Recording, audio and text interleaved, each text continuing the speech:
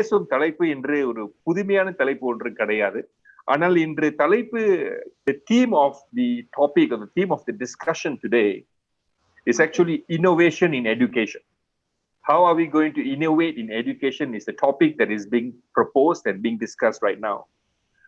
நான் பேசக்கூடிய தலைப்பு வந்து ஒரு புதுமையான தலைப்பு கிடையாது. ஆனா இது எப்படி நம்ம இன்னோவேட் பண்ணுறதா நம்ம அனைவரும் எடுக்க வேண்டிய முடிவு. ஆனா இது என்ன மகிழ்ச்சி என்றால், இந்த தலைப்பு வந்து இந்த தலைப்புக்கு தாய் வீடு இந்தியா தான், குறிப்பாக Tamil Nadu. I'm going to talk about something which is very close to me, but of course it's so close to people in India of Indian origin. But as you're probably aware, innovation by definition is a new way of doing something. And I like to take perspective that touches on something more closer to the cultivation of mind instead of the process of enhancing delivery tools in education. VC Dr. Viswanathan spoke about all the latest technology. I'm going to bring back a little bit on meditation. Meditation is something that is practiced across cultures, religions, and has tremendous effect on a student's holistic development. Meditation has been around since the beginning of mankind. The ancient practice calms the mind and body, relieves stress, and boosts brain function. And its health benefits are well documented. According to the latest studies, meditation should be on the curriculum. Students who meditate perform better in school and handle academic stress more efficiently. Research has linked meditation to a rise in IQ levels, improved mental function, and higher grades. This century-old discipline benefits people of all ages. Studies conducted on over 1,800 students from all around the world have found that meditation improved mental well-being, academic skills, and social abilities in students. Youngsters who were taught meditation in school reported better concentration on their tasks. They were also more self-confident and had a more positive outlook on life. Meditation has been shown to promote stronger self-identity and higher optimism. In today's hectic world, students are struggling with the demands of school and personal life. Many times they end up feeling overwhelmed. External factors such as social media, peer pressure, and family problems only make things worse. And according to the NCCAM, or National Center for Complementary and Alternative Medicine, meditation helps reduce depression and anxiety. In the long run, it improves mental focus and brain function. These make it particularly beneficial for young people. When you are stressed and worried, your body enters the flight or flight mode, or cortisol level goes up.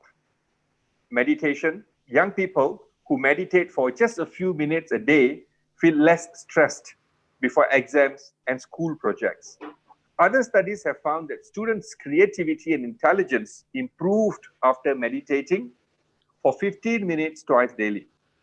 This discipline may improve brain function, increase optimism, and enhance alertness. The benefits of meditation don't end here. This ancient discipline can improve a student's life on every level. With regular practice, it leads to improved memory and concentration, increased confidence and self-esteem, improved sense of self-worth, a more positive body image, greater creativity, feeling of calmness and inner peace, higher grades and test scores, improved behavioral profile, improved inter-student relationship, and enhanced cognitive function and learning skills. So I like to suggest making meditation to be the catalyst to tap holistic innovation capabilities on students' mind. Once the mind's potential is tapped, the possibilities are phenomenal, and not only from an academic standpoint, but a humanistic one. இந்த தகவல் தான் உங்களிடம் பகிர்ந்து கொள்ள வேண்டும் என்று நான் முயற்சி எடுத்தேன். இந்த துறை புதிய துறை கிடையாது. ஆனா இந்த காலகட்டத்தில் நம் அனைவரும் பார்த்தோம் என்றால் இந்த கோவிட் பேண்டமிக் சூழ்நிலையில் நடமாட கட்டுப்பாடு ஒவ்வொரு நாட்டிலும் இருக்கின்றது. பல பேர் எப்படி இந்த சூழ்நிலையிலிருந்து முடிந்து வரப்போறார்கள், வந்த பிறகு எப்படி சமாளிக்க போறோம், பல நாடுகளில் வேலை வாய்ப்பு குறைய போது, பல நாடுகளில் பிரச்சனைகள் அதிகரிக்க போது, இந்த பிரச்சனை எல்லாம் எப்படி சமாளிக்க போறோம்.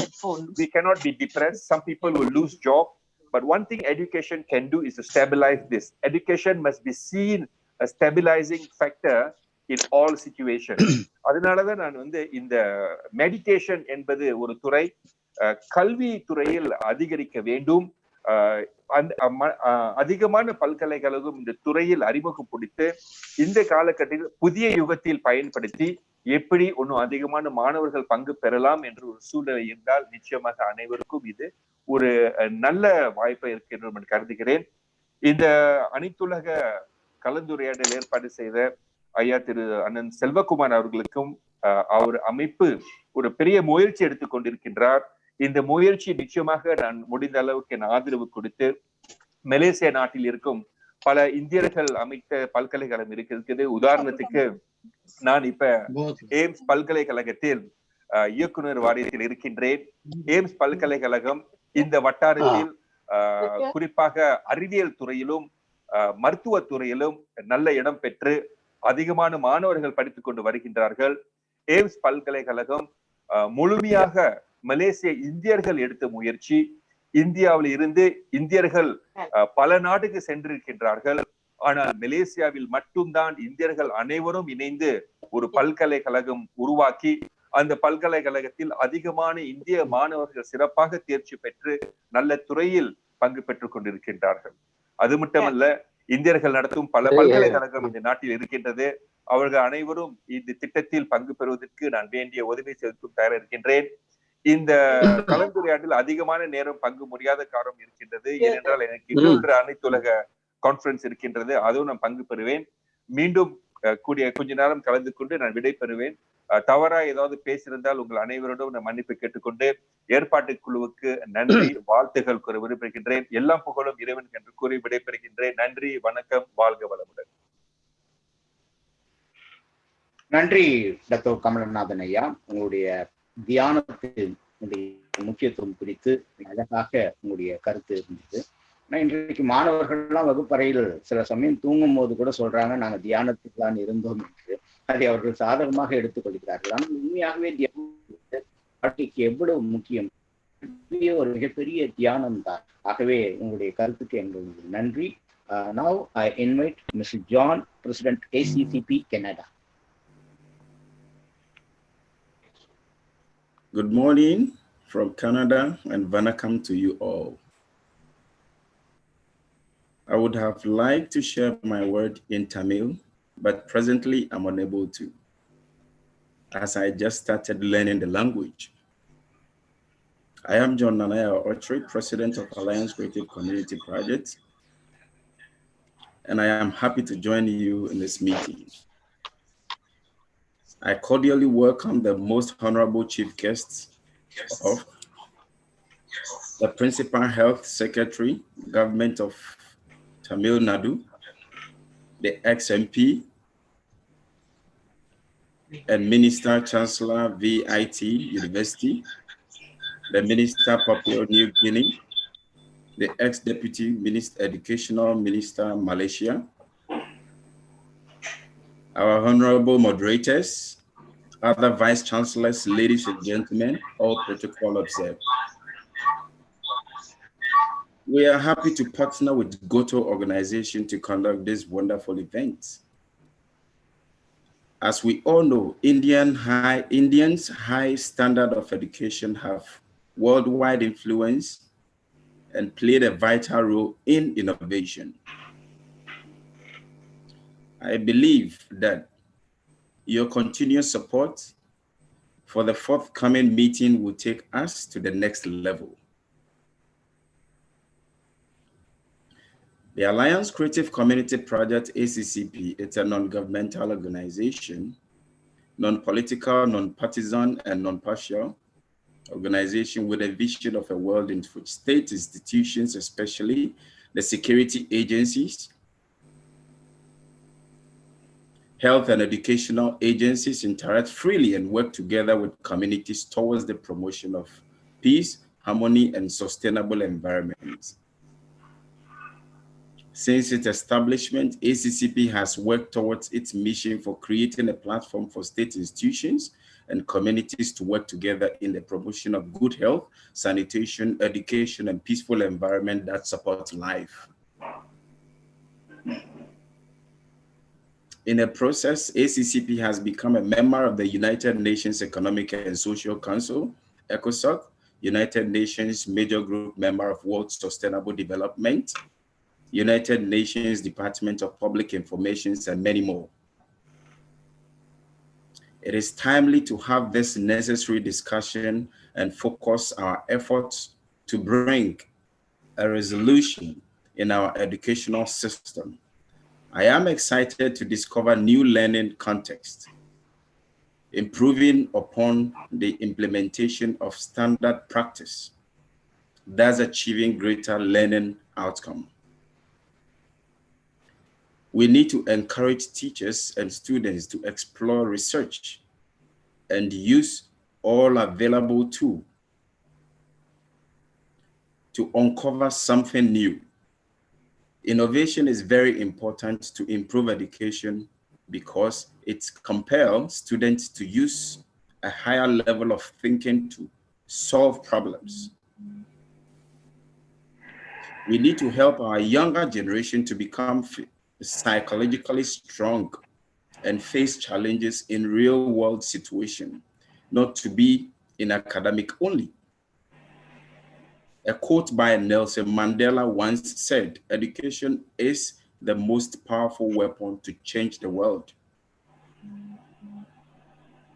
I believe together we need to help our future generation grow with confidence in leadership, making decisions, have the courage to face their career and the reality of life.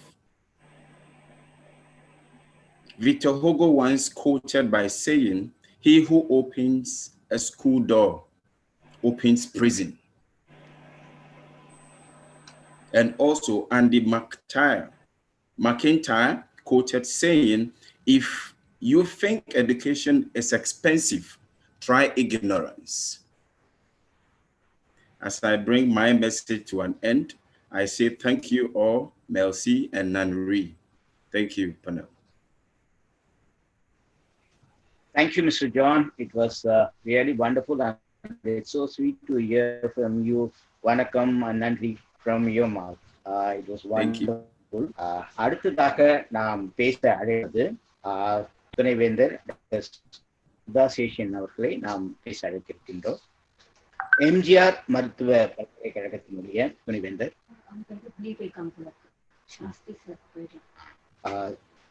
திருமதி சுதாசேஷன் அவர்கள் இணைப்பில் இல்லாததனால் நாம் அடுத்ததாக தமிழ்நாடு அரசு சட்ட பல்கலைக்கழகத்தினுடைய துணைவேந்தர் திரு சாஸ்திரி ஐயா அவர்களை அன்போடு பேச அழைக்கிறேன்.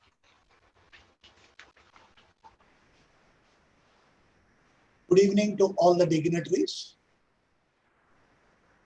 Extremely happy to join with all of you this evening. Very bright looking prospective conference, which I'm very happy to associate with it, because all learned academicians and my colleagues from various universities as vice chancellors are present here. Well, I won't take much time because there are many number of speakers are there to listen to us. But as the chancellor of VIT University made it very clear, the upcoming changes that are going to come in India, particularly the new education bill and the various perspectives, are going to open a lot of avenues to the universities and university higher education. Unfortunately, in India, we expect education to be funded by the state always. Well, state has to fund. I'm not saying state should not fund. State has to fund. And the present government in the last 5 years and as on today in office has increased it from 2.5% to 4% the spending on education, which is not at all sufficient. It should be more than 6 to 7% at least to meet the minimum requirements. I don't know how the government is going to go into the new phase of the new education policy. Autonomous universities, all clusters have been created. But before that, addressing the issues, particularly in fields like professional education, like law. I don't want to comment on other aspects. Being a student of law and particularly international human rights, law has a great future. Unfortunately, the legal education is in doldrums in India. The government of India agreed to abolish all the agencies like Australia to bring in all the functionaries under one umbrella. But the moment the advocates went and protested with the Prime Minister, the Prime Minister has assured that, well, the Bar Council will keep control. But I'm not sure that that will be a long-lasting word forever. But if we look at the American Bar Council or the British Bar Council or the Swedish or any bar council that for that matter, which is a recognizing agency for practice in law, has a lot of changes which have not taken place, unfortunately, in legal education. A lot of experimentation, a lot of perspectives are required in law. We have established more than 21 national law schools in the country with the hope that we will create excellent lawyers. Unfortunately, we started producing corporate lawyers. We are not producing lawyers that are required for the bench and bar.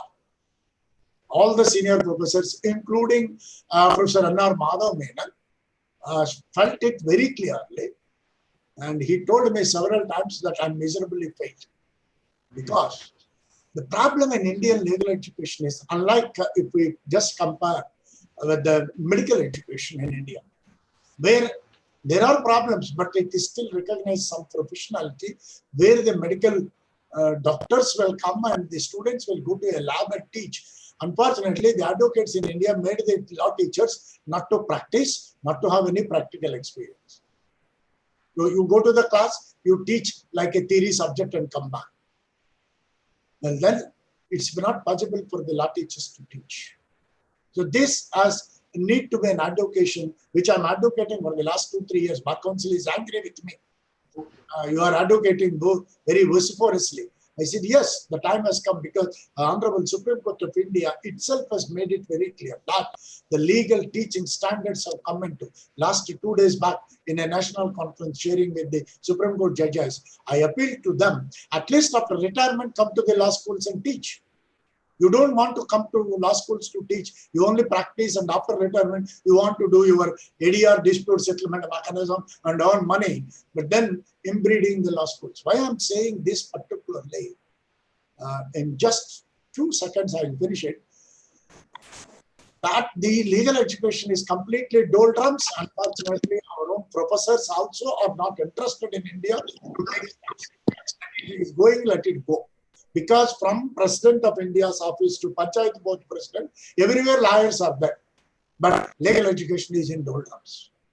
Why I'm saying? Because Madras is a city where Madras University, like there are about 10 centers in India, were known for international law, private international, which is the hub of litigation in the world, which is the hub of activity in the world. Well, today doctors are talking about pandemic diseases, this and that. These pandemic diseases that have come long back, principles have been evolved by international law generations back. About in 1940s itself, what legal steps should be taken with respect to pandemic situation and how lockdown and lockdown procedures, not violation of human rights, all this has been developed in international law. Western countries, unfortunately, are not following for their own reasons, and developing countries, particularly a country of India, many doesn't know what are the principles are there actually. It's a dichotomical situation. And it's law is not a social science. It's an unfortunate situation. Law is considered as a social science. Law is a science of sciences. It has an interdisciplinary perspective, which we need to integrate. I thank our Honorable Chancellor Banwarilal Purohit for having a vision plan of integrated for the universities in Tamil Nadu, which we are working on. And my colleagues, already Honorable Vice Chancellors are here, we are working on. There is a lot of interdisciplinary perspective which legal education can come out. It's not only you teach only a law degree, there are a number of avenues that the society can be awakened with respect to various perspectives. Access to justice, access to settlement means, various other perspectives are there in which law teachers and legal education need to concentrate on skills and skill-based methodologies which have been adopted in Western schools, including American law schools. But everywhere in the world, unfortunately, legal education is in doldrums. It's not only in India, in the whole world, including Britain, the legal education is in doldrums for various vested interests of practitioners, lawyers, money and their mind should come back, and legal professors should be evolved and permitted to allow into transjectory, transformative systems to deal with the legal perspectives. Then legal education will develop, and Madras being a hub in Tamil Nadu Ambedkar University, we are trying to make a lot of changes, cluster perspectives, cluster grouping, and various other perspectives, which will be models we are trying to bring in, and we hope that the Legal Education Forum will bring in. In fact, the VIT Law School also started, but unfortunately what is happening, everybody is starting a law school, but only in the traditional perspective. Now law school should not be considered as a classroom subject matter.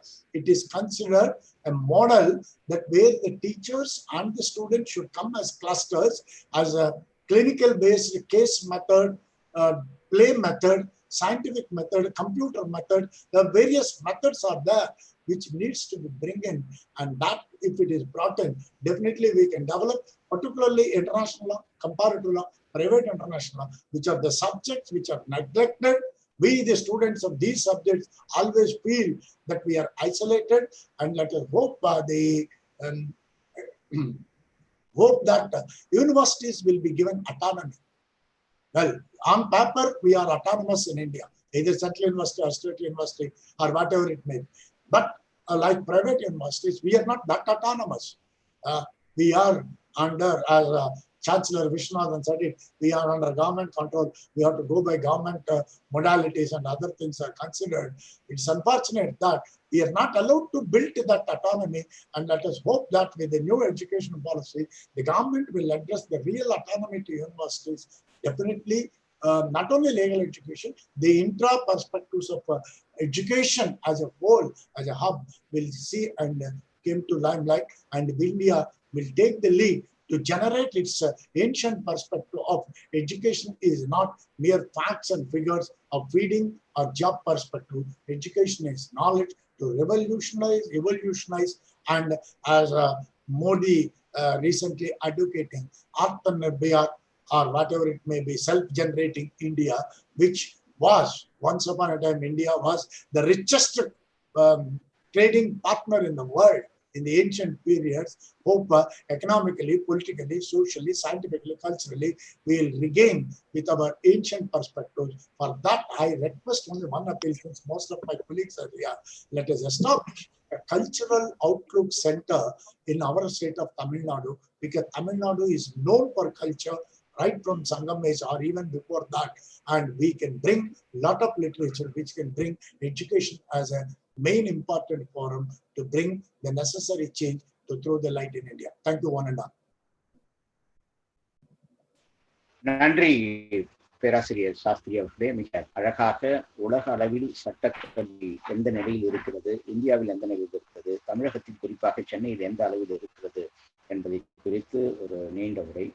இனி வரும் துணைவேந்தர்களுக்கு 3 நிமிடத்திற்கு மிகாமல் இருந்தால் மிக நலமாக இருக்கும் என்ற ஒரு வேண்டுகோளையும் உங்களுக்கு வைக்கின்றோம். அடுத்ததாக பேச அழைப்பது பாரதியார் பல்கலைக்கழகத்தினுடைய துணைவேந்தர் பேராசிரியர் திரு காளிராஜ் அவர்களை நான் அன்போடு பேச அழைக்கின்றேன். அனைவருக்கும் வணக்கம்.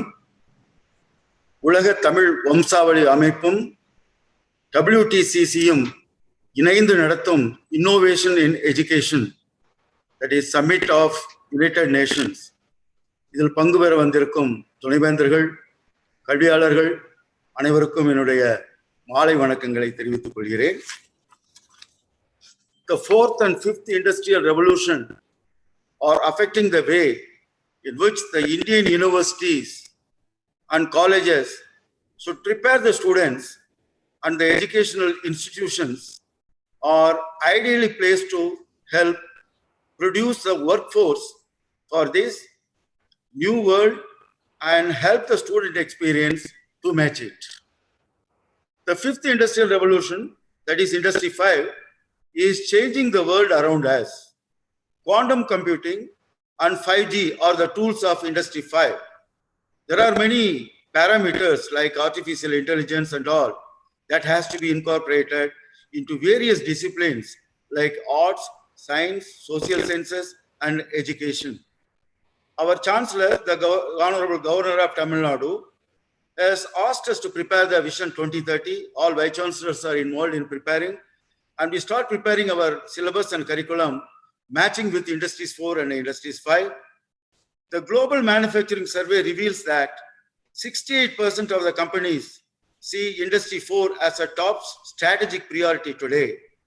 Given this high degree of attention on Industry 4, it is no surprise that 70% of companies have already started to pilot Industry 4 solutions. And if you look into the latest report, the Global Institute's latest report entitled Jobs Lost and Jobs Gained, Workforce Transition in a Time of Automation, in 2017, when jobs in 2030 are looked for, it is estimated that 250 million to 280 million new jobs could be created from the impact of rising incomes on consumer goods alone, with up to an additional 50 million to 85 million jobs generated from higher health and education spending. So looking all this into the view, the educational institution in Tamil Nadu, we are preparing our students for Industries 4 and 5, making the students employable for the forthcoming years. I thank all the organizers and thank you very much.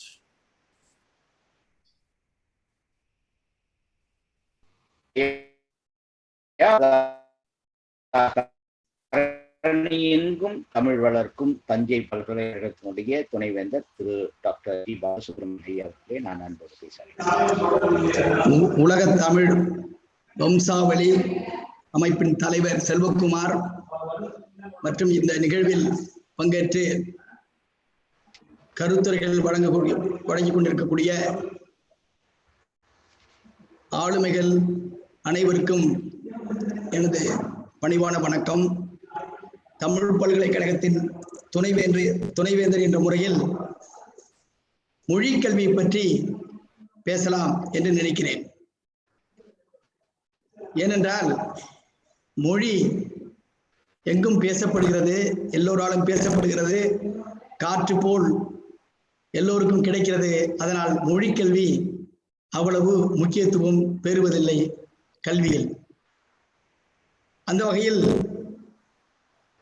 இந்த innovation என்று சொல்லும் பொழுது ஒரு information society என்று சொல்லக்கூடிய தகவல் மயமாக்கப்பட்ட ஒரு சமூகத்தை உருவாக்க வேண்டும் என்று சொல்லப்படுகிறது.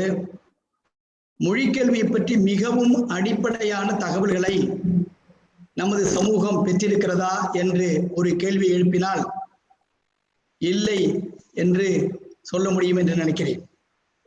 என்றால் மொழியில் உயர்ந்த மொழி, தாழ்ந்த மொழி, மதிப்புமிக்க மொழி போன்ற கருத்துக்களை நாம் நம்மை அறியாமலே உருவாக்கி கொண்டிருக்கிறோம். அந்த கருத்துக்கள் மாற்றப்பட வேண்டும். ஒவ்வொரு மொழிக்கும் டொமைன்ஸ் ஆஃப் யூசேஜ் என்று சொல்லக்கூடிய பயன்பாட்டு தளங்கள் உள்ளன. அந்த பயன்பாட்டு தளங்களை முறையாக அறிந்து பயன்படுத்தினால் நாம் இந்த தவறான கருத்துருவாக்கத்திலிருந்து வெளிவரலாம். எடுத்துக்காட்டாக தாய்மொழி கல்வி, இரண்டாம் மொழி கல்வி அல்லது மூன்றாம் மொழி எங்கெங்கே பயன்படுத்த வேண்டும் என்று நாம் அடிப்படைகளை தெரிந்து கொள்ளாமல் இருப்பதால் தான் இப்பொழுது ஆங்கிலத்தையே வீட்டு மொழியாக பயன்படுத்தக்கூடிய ஒரு சூழல் உருவாகிறது. எனவே இந்த மிகவும் அடிப்படையான ஒரு கருத்தை மக்கள் மனதில் கொண்டு செலுத்துவது போல மொழி கல்வி அமைய வேண்டும். மற்றொன்று, உங்களுக்கெல்லாம் அடிக்கடி நீங்கள் கேட்டுக்கொண்டிருக்கக்கூடிய ஒன்று, மொழிகள் அழிந்து கொண்டிருக்கின்றன என்று கூறுகிறார்கள். எங்களை போன்ற மொழியியல் அறிஞர்கள் செய்த ஆய்வுகளின் அடிப்படையில் இன்று உலகத்தில் பேசக்கூடிய சுமார் 6000 மொழிகளில் 40 விழுக்காடு மொழிகள் மிக விரைவில் அழிந்துவிடும் என்று சொல்கிறார்கள். மொழிகள் அழிந்து விட்டால் என்ன? ஒரு மொழி பேசினால் பத்தாதா, போதாதா? ஏனென்றால் ஒரு நாட்டிற்கு ஒரு மொழி என்று அழைத்து பேசினால் போதுமா என்ற கேள்விகள் எல்லாம் எழலாம். ஆனால் மொழி, அந்த பண்பாடு, அதுதான் மொழிதான் ஒரு மனிதனின், ஒரு சமூகத்தின் அடையாளமாகும். அடையாளத்தை இழந்த சமூகம் எவ்வளவு செல்வத்தை பெற்றாலும், எவ்வளவு தொழில்நுட்ப வளர்ச்சி அடைந்தாலும் அவர்கள் அமைதியாகவோ மகிழ்ச்சியாகவோ வாழ முடியாது. எனவே அவர்கள் அடையாளத்தை காத்து வந்தால்தான் ஒரு சிறு சமூகம், ஒரு பெரும்பான்மை சமூகத்தில் வாழக்கூடிய ஒரு சிறு சமூகம் அடையாளத்தை இழந்தாலும் அவர்களுடைய அமைதியின்மையால் அந்த பெருஞ்சமூகமும் அமைதியின்மைக்கு தள்ளப்படும். எனவே மொழி அடையாளங்களை காக்க வேண்டும் என்றால் இந்த மனப்பான்மையை மக்களிடம் எல்லா மொழிகளும் பயன்பாட்டில் கொண்டு வர வேண்டும், எல்லா மொழிகளையும் பாதுகாக்க வேண்டும். இந்த ஒரு கருத்தையும் நாம் மக்களிடத்தில் கொண்டு செல்ல வேண்டும். மூன்றாக, ஒன்று இப்பொழுது மொழி கல்விக்கு பொதுவாக சம முக்கியத்துவம் அளிக்கப்படுவதில்லை.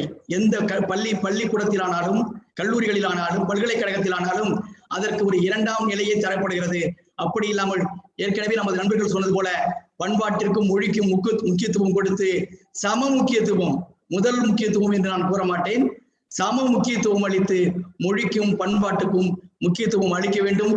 எனக்கு வேறொரு கூட்டத்தில் கலந்து கொள்ள வேண்டியிருப்பதால் நான் விரைந்து செல்ல வேண்டியிருக்கிறது.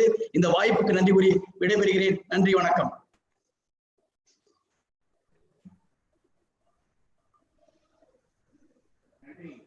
நன்றி ஐயா, மிகுந்த மகிழ்ச்சி. இந்தியாவினுடைய வளமை வேளாண்மை. வேளாண் பல்கலைக்கழகத்தினுடைய துணைவேந்தர் டாக்டர் என் குமார் அவர்களை நான் அன்போடு பேச அழைக்கின்றேன்.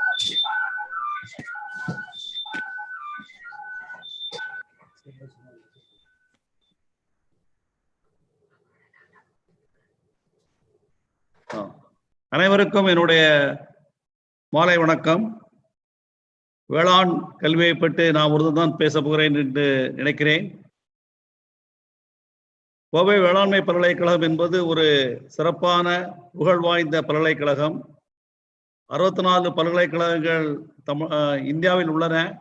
இருப்பினும் தமிழ்நாடு வேளாண்மை பல்கலைக்கழகம் என்பது ஒரு சிறந்த பல்கலைக்கழகம், வேளாண்மையில் சிறந்த பல்கலைக்கழகம். இங்கே என்னென்ன சிறப்பு மாற்றங்கள் கல்வியில் கொண்டு வந்தோம் என்றால், நான் மாணவனாக சேரும்போது எல்லாம் ஒரே ஒரு டிகிரி ப்ரோக்ராம் தான் உண்டு, பிஎஸ்சி அக்ரிகல்ச்சர் என்று. இப்போது எங்களிடம் வேளாண்மை சார்ந்த பல கிட்டத்தட்ட 10 இளங்கலை, அதாவது டிகிரி அண்டர் கிராஜுவேட் ப்ரோக்ராம் கொடுத்து கொண்டு வருகிறோம். இது எதுக்கு சொல்கிறேன் என்றால், வேளாண்மையில் பல வளர்ச்சிகள் வந்து கொண்டிருக்கின்றன. அதற்கு ஏற்றவாறு நாங்களும் எங்களுடைய கல்வியை சீரமைத்து பல நிலைகளில் பல புது கல்வி திட்டங்களை கொடுத்து கொண்டு வருகிறோம். இந்த அண்டர் கிராஜுவேட் ப்ரோக்ராம் என்பது 4 ஆண்டுகளை சார்ந்தது. அதில் எங்கள் பல்கலைக்கழகத்தில் உள்ள பாடத்திட்டங்களை பார்த்தீர்கள் என்றால், ஒரு மாணவன் 1 மணி நேரம் தியரி படித்தால் அவனுக்கு கண்டிப்பாக நாங்கள் 2.5 மணி நேரம் பிராக்டிக்கல் செயற்பயிற்சி கண்டிப்பாக இருக்கும். இது எதுக்கு என்று நான் சொல்கிறேன் என்றால், அக்ரிகல்ச்சர் எஜுகேஷன், வேளாண்மை கல்வியை பொறுத்த வரைக்கும் எக்ஸ்பீரியன்ஸ் நாங்கள் செஞ்சு பார்க்கும்போது, நமது நண்பர்கள் ஏற்கனவே குறிப்பிட்டார்கள், ஸ்கில் டெவலப்மெண்ட், ஸ்கில் வேணும் அப்படின்னு அதற்கு நாங்கள் அதிகமாக மதிப்பு கொடுப்பதனால் பிராக்டிக்கல் என்பது ஒரு மிகவும் இன்டகிரேட்டட் பார்ட் ஆஃப் தி எஜுகேஷனாக எங்களிடம் இருக்கிறது. இதில் இப்போது இந்த பேண்டமிக் சிச்சுவேஷன்ல ஆன்லைன் ப்ரோக்ராம்ல நாங்க என்ன நடத்தினாலும் தியரி கிளாஸ் தான் எங்களால் கவர் பண்ண முடிஞ்சது, ப்ராக்டிக்கல் பண்ண முடியல.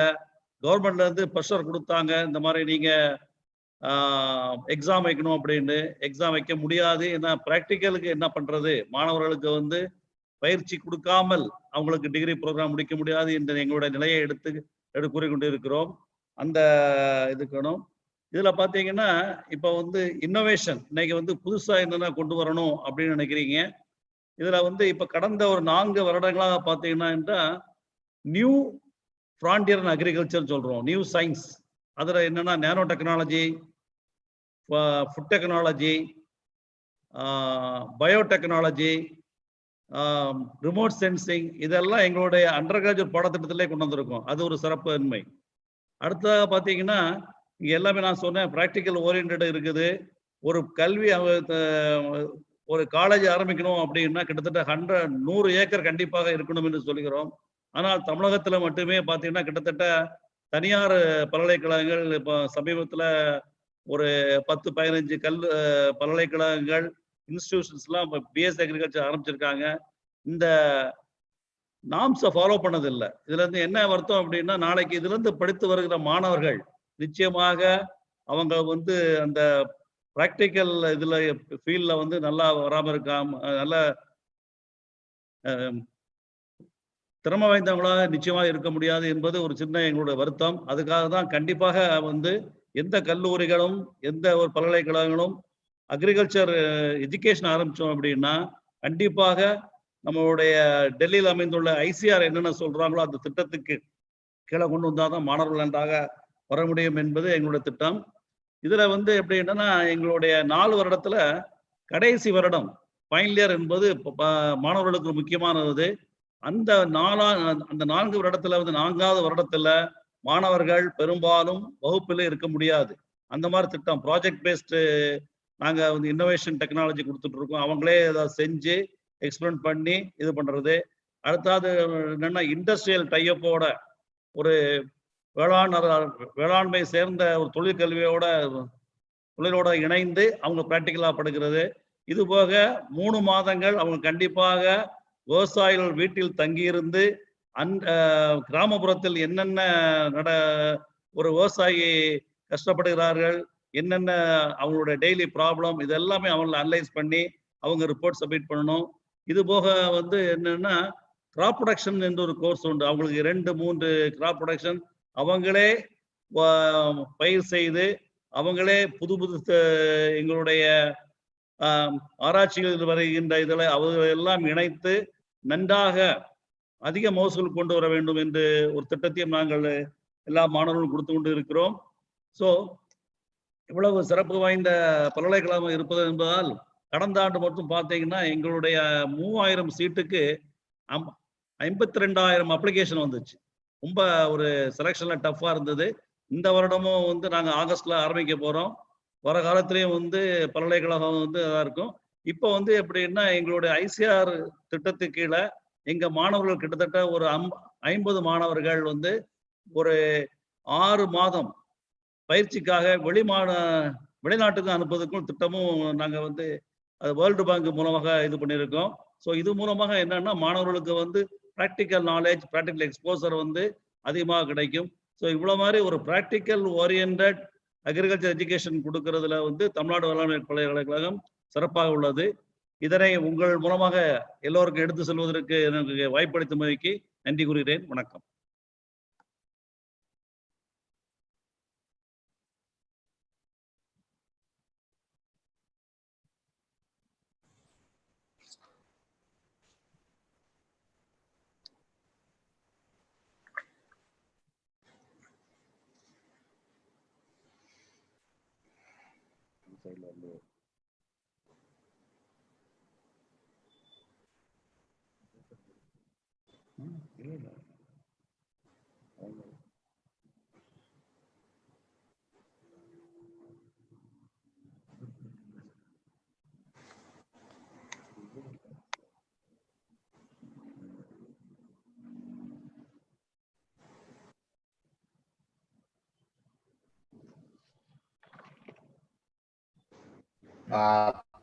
நன்றி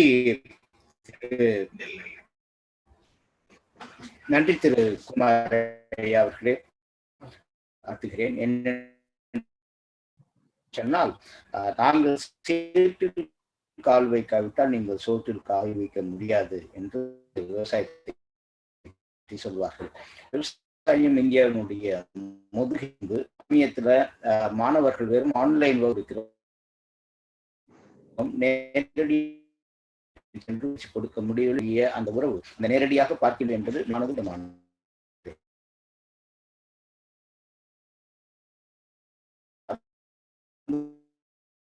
சூழ்நிலை இன்னும் கொஞ்சம் காலம் என்று நான் நினைக்கிறேன்.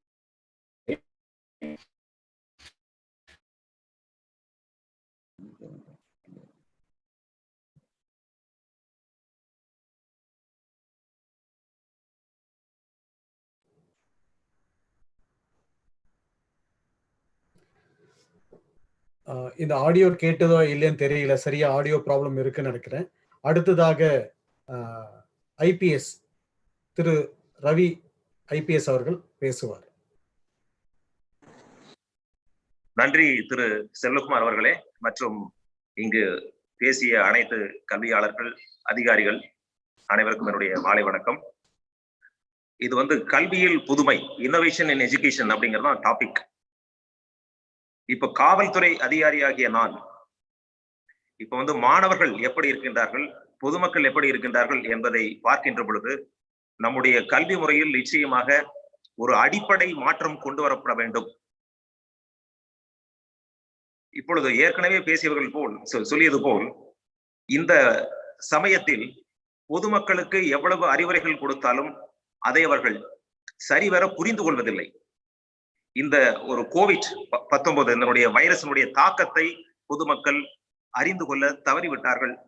இதற்கு என்ன காரணம் என்று சொன்னால், ஒரு அறியாமை. அடிப்படையிலிருந்து ஒரு குழந்தையிலிருந்து, அடிப்படை 1வது வகுப்பிலிருந்து மாணவனுக்கோ மாணவிக்கோ ஒரு சரியான ஒரு பாடத்தை, ஒரு விழிப்புணர்வை ஏற்படுத்தி இருந்தால் நிச்சயமாக அவர்களுக்கு ஒரு அந்த ரேஷனல் திங்கிங் என்று சொல்லக்கூடிய பகுத்தறிகின்ற ஒரு தன்மை உருவாகி இருக்கும். அவர்கள் அவர்கள் சொல்லியது போல் நடைமுறை கல்வி, அதாவது practical education is very very important. Theoretical education, இப்பொழுது நம்முடைய education system is definitely oriented towards theories. எனவே இந்த நடைமுறை கல்வி இது உருவாக வேண்டும்.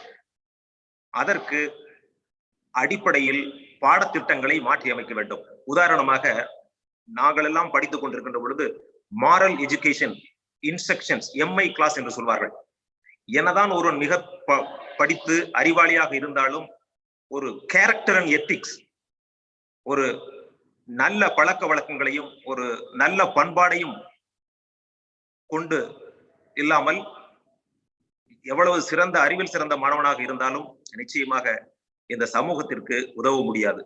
So the education should be very constructive, it should be purposeful and purpose oriented instead of simply theoretical. இந்த மாதிரி ஒரு அடிப்படை கல்வி கொடுத்தால் நிச்சயமாக சட்டம் ஒழுங்கு பிரச்சனையே வராது, காவல்துறையினருடைய வேலைகளும் குறைந்துவிடும். இது போன்ற ஒரு COVID-19 நோயிலிருந்து, அதனுடைய தாக்கத்திலிருந்து நம்மை காத்துக்கொள்ள முடியும்.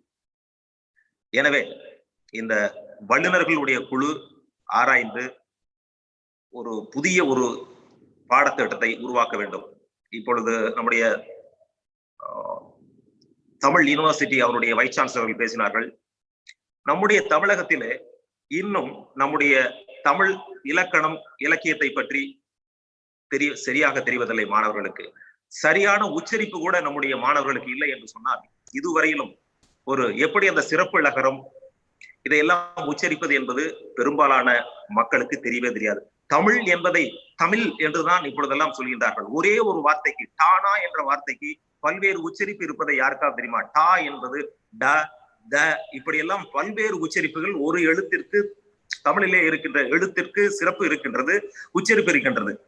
இந்தியிலே எடுத்துக்கொண்டால் 5 வார்த்தை ஒரே உச்சரிப்பிற்கு 5, க, க, க, இப்படி பல்வேறு வார்த்தைகள், அதிகமான வார்த்தைகள் இருக்கின்றன. ஆனால் தமிழே ஒரு வார்த்தைக்கு பல்வேறு உச்சரிப்புகள் இருக்கின்றது. இதையெல்லாம் அடிப்படையிலே மாணவர்கள் புரிந்து கொள்வதில்லை. தமிழில் பேசுவது என்பது ஒரு அநாகரிகம் என்கின்ற ஒரு நிலைமை இருக்கின்றது.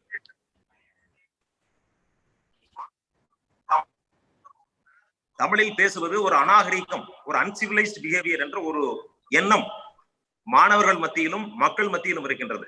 ஆங்கிலத்திலே பேசினால் அவர்கள் உயர்ந்தவர்கள் என்ற ஒரு எண்ணம் இருக்கின்றது. இதற்கான காரணம் என்ன என்பதை நாம் அறிந்து கொள்ள வேண்டும். குழந்தைகளிலிருந்து உதாரணமாக ஒரு டிராபிக், ஒரு போக்குவரத்தினுடைய விதிகளோ அல்லது காவல்துறையினரோ அல்லது அரசு ஊழியர்களோ அவர்களுடைய செயல்பாடுகள் என்ன என்பதை பற்றியெல்லாம் ஒரு அடிப்படை எண்ணம், விழிப்புணர்வு ஏற்படுத்த வேண்டும் என்று சொன்னால் அந்த கல்வி முறையிலே ஒரு பிராக்டிகல் எஜுகேஷனாக இருக்க வேண்டும்.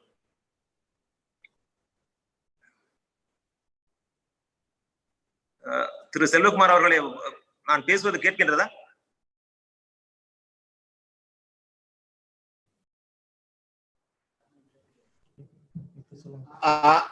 ஐயா, நீங்க பேசுறது கேட்குறது, தொடர்ந்து பேசலாம். நன்றி நன்றி. இப்படி நாம் அடிப்படையிலே ஒரு நல்ல பழக்க வழக்கங்களை, போக்குவரத்து விதிகள், மற்றவர்களை, பெரியவர்களை மதிப்பது எப்படி, பெற்றோர்களை மதிப்பது எப்படி, நம்முடைய பண்பாட்டினுடைய ஒரு கலாச்சாரத்தினுடைய அந்த சாராம்சம் என்ன, இப்படிப்பட்ட விஷயங்களை எல்லாம் ஒரு மாணவன் தெரிந்திருந்தால் அவன் ஒரு சமூகத்திலே ஒரு நல்ல மாணவனாக உருவாக்க முடியும், நல்ல குடிமகனாக உருவாக்க முடியும். இப்பொழுது இப்பொழுது காவல்துறை கற்பழிப்புகள், குழந்தைகளை கற்பழிக்கின்ற நிலைமை நாம் எத்தனையோ வருடங்கள் இந்த பிரிட்டிஷ் எஜுகேஷன் சிஸ்டம், உங்களுக்கு எல்லாம் தெரியும், அந்த லார்ட் மெக்காலே ஏற்படுத்தி கொடுத்த அந்த ஒரு கல்வி முறை மக்களை பண்படுத்தியதாக தெரியவில்லை. குழந்தைகளை கற்பழிப்பது, முதியவர்களை கொடுமைப்படுத்துவது, பெற்றோர்களை மதிக்காமல் இருக்கின்ற ஒரு தன்மை, இதெல்லாம் எதனால்? இதுவரை நம்முடைய கல்வி ஒரு மனிதனை முழுமையாக்கவில்லை. Education is not made the man perfect என்பதுதான். மார்க் ட்வைன் அவர்கள் சொல்வார்கள், ஒரு பயிற்சி என்பது பேயையும் ஒரு தேவதையாக மாற்றும், சாதாரண மனிதனையும் ஒரு தேவதையாக மாற்றும் என்று சொல்லினார்கள். ட்ரைனிங், பயிற்சி. அப்படி ஒரு பயிற்சியே கொடுக்கும் என்று சொன்னால் அடிப்படையிலே இருந்து குழந்தைகளிலிருந்து மாணவர்களுக்கும், குழந்தைகளுக்கும், மாணவிகளுக்கும் நல்ல ஒரு கல்வியை நாம் கற்றுக் கொடுத்தால் நிச்சயமாக அவர்கள் எதிர்காலத்திலே ஒரு நல்ல மக்களாக உருவாவார்கள். விளையும் பயிர் முளையிலே என்று சொல்வார்கள். 5இல் விளையாதது 50இல் விளையும் என்ற ஒரு பழமொழியோடு உண்டு. பசுமரத்தாணி போல் என்று சொல்வார்கள். குழந்தை பருவத்திலே ஆட்டிடியூட் ஃபார்மேஷன் என்று ஆங்கிலத்திலே சொல்வார்கள். அந்த ஒரு மனப்பான்மை ஒரு குறிப்பிட்ட வயதிற்குள் தான் உருவாகும். எனவே அடிப்படை கல்வி கொள்கையிலே மாற்றம் கொண்டு வரப்பட வேண்டும். அப்பொழுதுதான் நம்முடைய சமுதாயம் சிறந்த சமுதாயமாக உருவாகும். நம்முடைய தமிழின் பெருமையையும், தமிழின் சிறப்பையும், கலாச்சாரத்தையும் கொண்டுள்ள ஒரு கல்வி முறையாக உருவாக்க வேண்டும். இந்த ஆங்கில கல்வி முறை நாம் அறிவாளிகளை வேண்டுமானால் உருவாக்கி இருக்கலாமே ஒழிய, ஆங்கில கல்வி முறை அறிவாளிகளை வேண்டுமானால் உருவாக்கி இருக்கலாம், ஆனால் நல்ல ஒரு மனிதர்களை அதிக அளவில் உருவாக்கியதாக தெரியவில்லை. எனவே நம்முடைய கல்வி முறையை இங்கே பேசிய வல்லுநர்கள் நாம் பேச்சோடு நிறுத்திவிடாமல் ஏதாவது ஒரு இந்த சமூகத்திற்கு செய்ய வேண்டும், ஒரு சமூக மாற்றத்தை கொண்டு வர வேண்டும் என்று சொன்னால் இப்பொழுது இருக்கின்ற அந்த கல்வி முறையில் நிறைய மாற்றங்கள் கொண்டு வரப்பட வேண்டும். எனவே educationist, the scholars, the erudite scholars, the learned persons in academics, they should come forward and they should devise a proper strategy and proper syllabi so that our students become not only talented, they are culturally stronger, morally stronger, ethically stronger. Thank you, Mr. Selvakumar.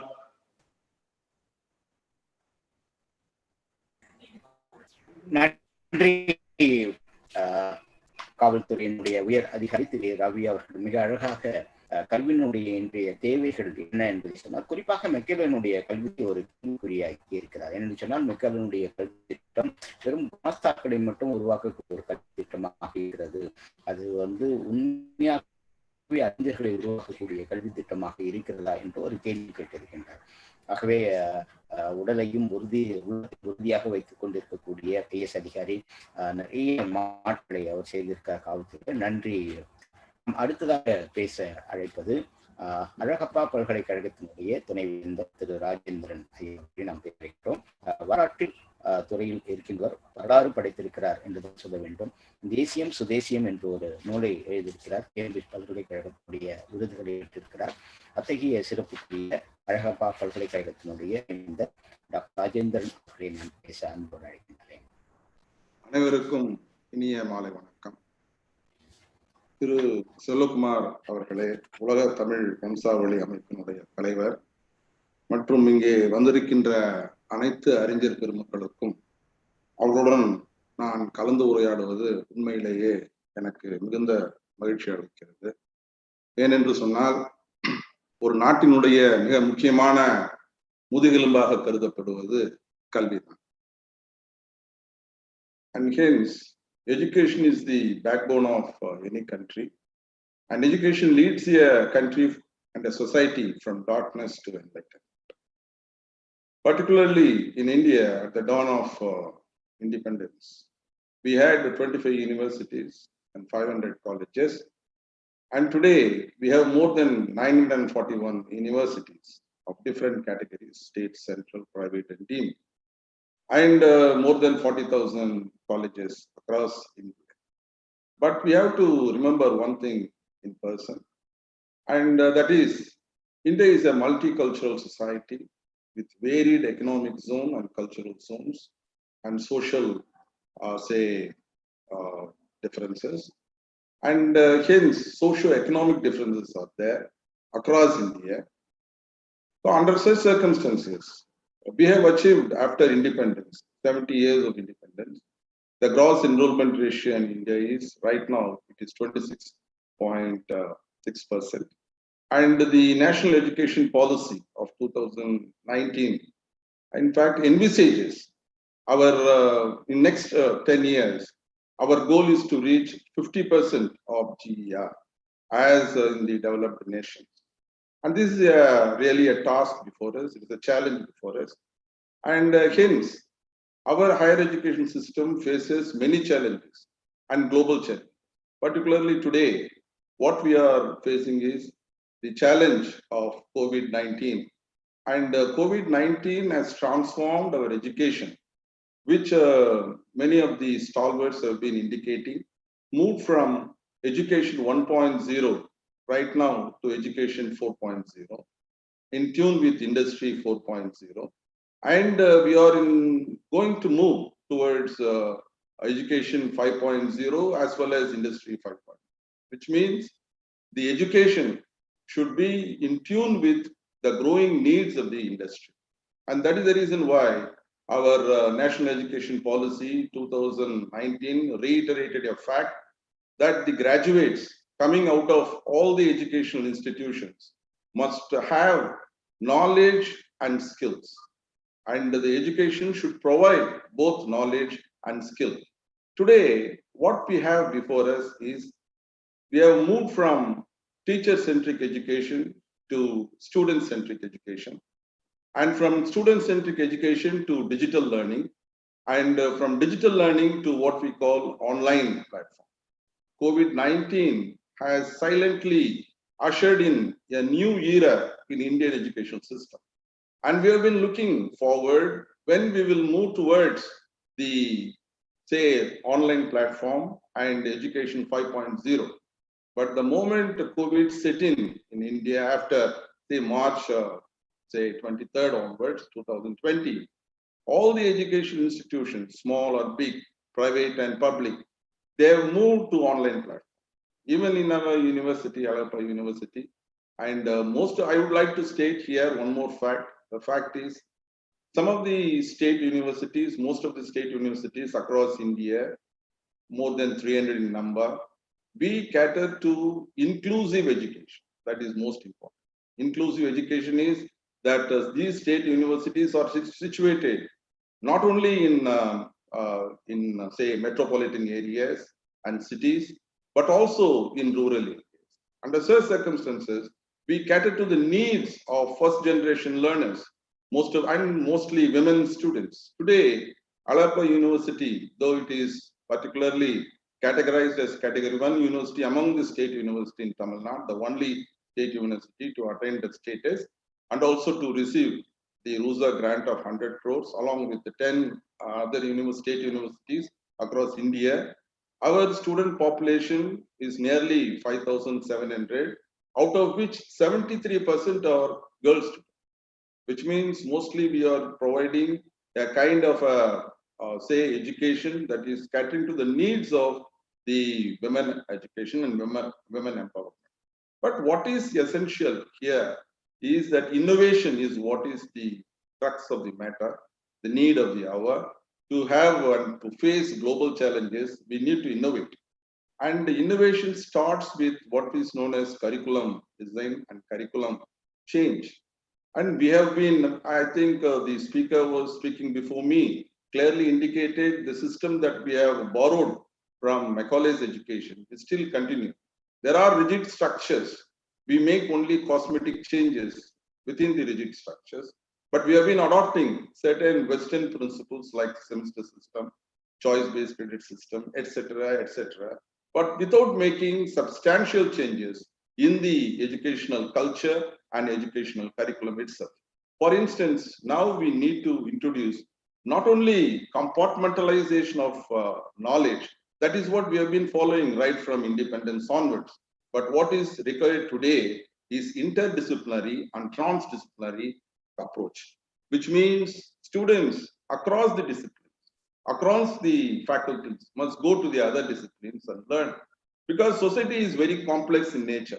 Science and technology cannot be introduced in vacuum. It has to be introduced in society.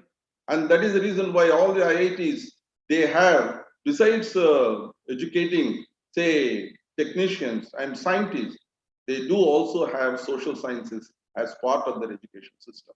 This we should not forget. Both the society and technology are two eyes of any society, any education system. So anything that is given a top priority, and it will be a lopsided development. So students must be given a chance to move across disciplines and learn certain, say, knowledge system and degrees and courses across the disciplines. This is first, number one. And secondly, we should also have industry tie-up. Mostly our syllabuses are made by experts from the subjects, but rarely we do, say, invite experts from industry to cater to the needs of industrial needs. But when our students finish their graduation, we want them to be placed in industry without realizing the needs of the industry.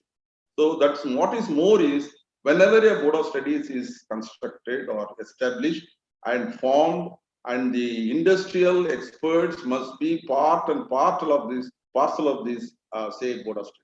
Without them, certainly we cannot make progress. Our students cannot get, say, placement. And the flexibility of our degrees also must be, say, increased. In other words, we must introduce what is known as modular degrees. Modular degrees in the sense, they can, there could be one entry point, single entry point, but multiple exist. Say when they go out of the education system due to some reason, they can be given, after 6 months, they can be given a certificate. They can be given a diploma after 1 year, and postgraduate diploma after 2 years, and so on and so forth. So there is always a continuity of learning is always there. And the dual degree programs also should be encouraged at the state level, state universities, where the state level degrees are given alongside a MOU with leading universities, QS ranked universities of the world. And such degrees also must be, the students must be encouraged to earn. And these MOUs will strengthen our education system so that the students will be enabled to face the global challenges and global needs. And in addition to it, there should be a pathway for fast learners. Fast learning in the sense, when a particular student is expected to get a certain number of credits, like 72 for a PG program or 130 for a UG program. If students are willing and if they have capacity, they can always earn extra credits. They should be allowed to have extra credits from different multiple programs, from courses. And this will provide them with a leading edge over other students, as well as give them another opportunity to have for better placement also. And we have a credit transfer system this credit transfer system is based on the choice-based credit system. It is also constructed in a very rigid structure. It is always done within the framework of a university, within the, say, a faculty also sometimes. But what is essential is students, what we are envisaging at Alagappa University is students from affiliated colleges, if they wish, they can come and say, join any of the courses offered in our science programs or arts programs, and with certain percentage of students will be allowed for a particular course, and those students who earn such credits, and these credits will be transferred to the parent institution, and thereby there will be a movement of these students, because universities are, say, and the higher learning centers and research centers. So we must be in a position to encourage the affiliated colleges to come to the universities and experience the facilities available in a university. And I think these changes are all the more essential. Most importantly, teaching must be a dedicated one, and learning must be a kind of a joy, and it should not be a burdensome. And this is what is the urgent need of the hour. Our entire educational system must be structured in such a manner that we produce not only great intellectuals, but also men with head and heart quality. I also congratulate our Thiru Selvakumar அவர்களை நான் பாராட்ட விரும்புகின்றேன். ஏனென்று சொன்னால் உலக தமிழ் வம்சாவளி அமைப்பு ஐநாவின் அங்கீகாரம் பெற்றிருக்கின்றது. ஆகவே அந்த பெற்றமைக்காக என்னுடைய வாழ்த்துக்களையும் பாராட்டுக்களையும் தெரிவித்து விடைபெறுகின்றேன். நன்றி, வணக்கம். நன்றி ஐயா. மிக அழகான கருத்துக்களை பதிவிட்டிருக்கிறீர்கள்.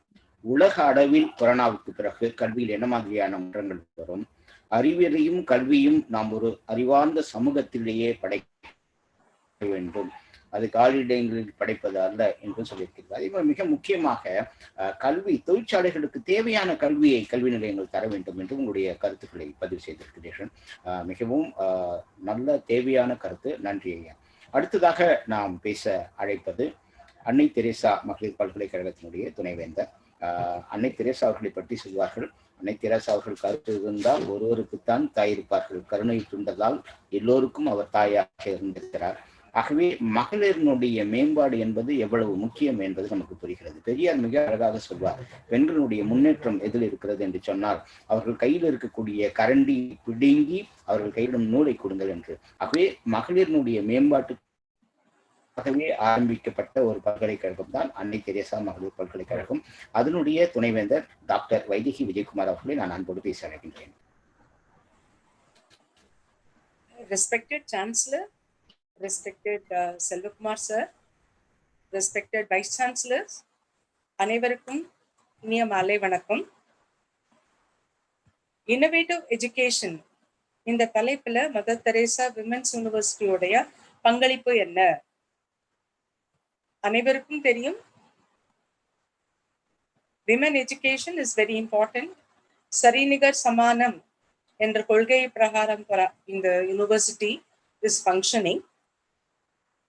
The perspective of the innovative education is we don't want only ஏட்டுக்கல்வி, just reading the books, memorizing and rewriting whatever is given in the textbook is not going to make the people to go higher in their ladder. So இந்த படிப்பு வந்து society reforms ஓட combine பண்ணக்கூடிய அளவுக்கு நாங்க சிலபஸை revise பண்ணியிருக்கோம்.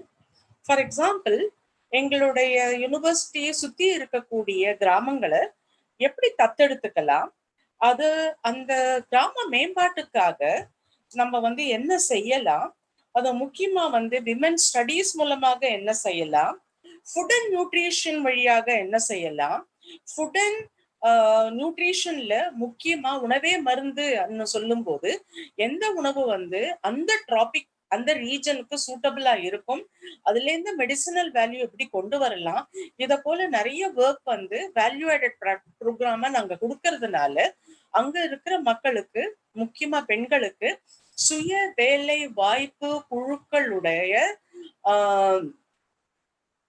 Integration கிடைக்குது. அப்படி இருக்கும் பொழுது அவங்க வந்து சுய மகளிர் குழுக்களாக இருந்து செல்ஃப் ஹெல்ப் குரூப்பா சேர்ந்து அனைத்து மகளிருக்கும் படிப்பும் அதுக்கேத்த வேலையும் அப்புறம் ரெவென்யூ ஜெனரேஷன் மாடலும் கிடைக்கக்கூடிய, அதை தவிர முக்கியமா தன்னம்பிக்கை கிடைக்கிறது. இந்த ஒர்க் பண்ணும் பொழுது அவங்களோட பிளெக்சிபிள் டைமிங்ல செய்யும் பொழுது அவங்க தங்களுடைய வீட்டையும் பார்த்துக்க முடியுது, குழந்தை வளர்ப்பையும் பார்த்துக்க முடியுது. அதை தவிர வந்து தங்களோட கெரியரை அப்லிஃப்ட்மெண்ட்டையும் பண்ண முடியுது. இதை தவிர அவங்க வந்து ரிசர்ச்சும் செய்ய முடியுது. ஸோ எங்களை பொறுத்த வரைக்கும் ஒரு ஸ்டூடெண்ட் வந்து முக்கியமா தன்னால சாதிக்க முடியுங்கிற தன்னம்பிக்கை கொடுக்கக்கூடிய கல்வி கொடுக்கணும். ரெண்டாவது, அவங்க வந்து வேலைக்காக பிரத்தியாரை சாராமல் தாங்களே ஒரு ஆந்திரப்பிரனரா வாழணும். அப்படி வாழணும்னா எந்த இடத்துல லோன் கிடைக்கலாம், அங்க எந்த லோன் வச்சுட்டு இவங்க முன்னுக்கு வர முடியும், அந்த சொசைட்டியை எப்படி முன்னுக்கு கொண்டு வரக்கூடிய ப்ராடக்டை எப்படி டிவைஸ் பண்ணலாம், அதுக்கு உண்டான எந்த இண்டஸ்ட்ரியில போய் ட்ரைனிங் எடுத்துக்கலாம், எந்தெந்த இண்டஸ்ட்ரீஸ் வந்து இவங்களுக்கு சப்போர்ட் பண்ண முடியும் அப்படிங்கிற பாலமா நாங்க இருக்கிறதுனால எங்களுடைய விமன் ஸ்டூடெண்ட்ஸ் நிறைய industries Mother Teresa women student வேணும் எங்களுக்கு அப்படின்னு சொல்லிட்டு கொடைக்கானல்ல வந்து ரெக்ரூட் பண்ணிட்டு போற அளவுக்கு இந்த யூனிவர்சிட்டி பத்தி நல்ல பேர் இருக்கு. அவங்க வந்து டெஃபினட்டா குழுவாக சேர்ந்து செயல்படும் பொழுது அவங்களை பொறுத்த வரைக்கும் ஒருத்தருக்கு எப்படி செல்ஃப் சப்போர்ட்டிங்கா இருக்கக்கூடிய மாதிரியும் பிரத்தியாருக்கு எப்படி ஹெல்ப் பண்ணலாம் அப்படிங்கிற அந்த மேனேஜரியல் ஸ்கில் ஆட்டோமேட்டிக்கா வருது. That means we are inculcating participative learning, collaborative learning, and we are making them to excel in the chosen field, and we are making them become entrepreneur, and that is basically the innovation what we expect in women education.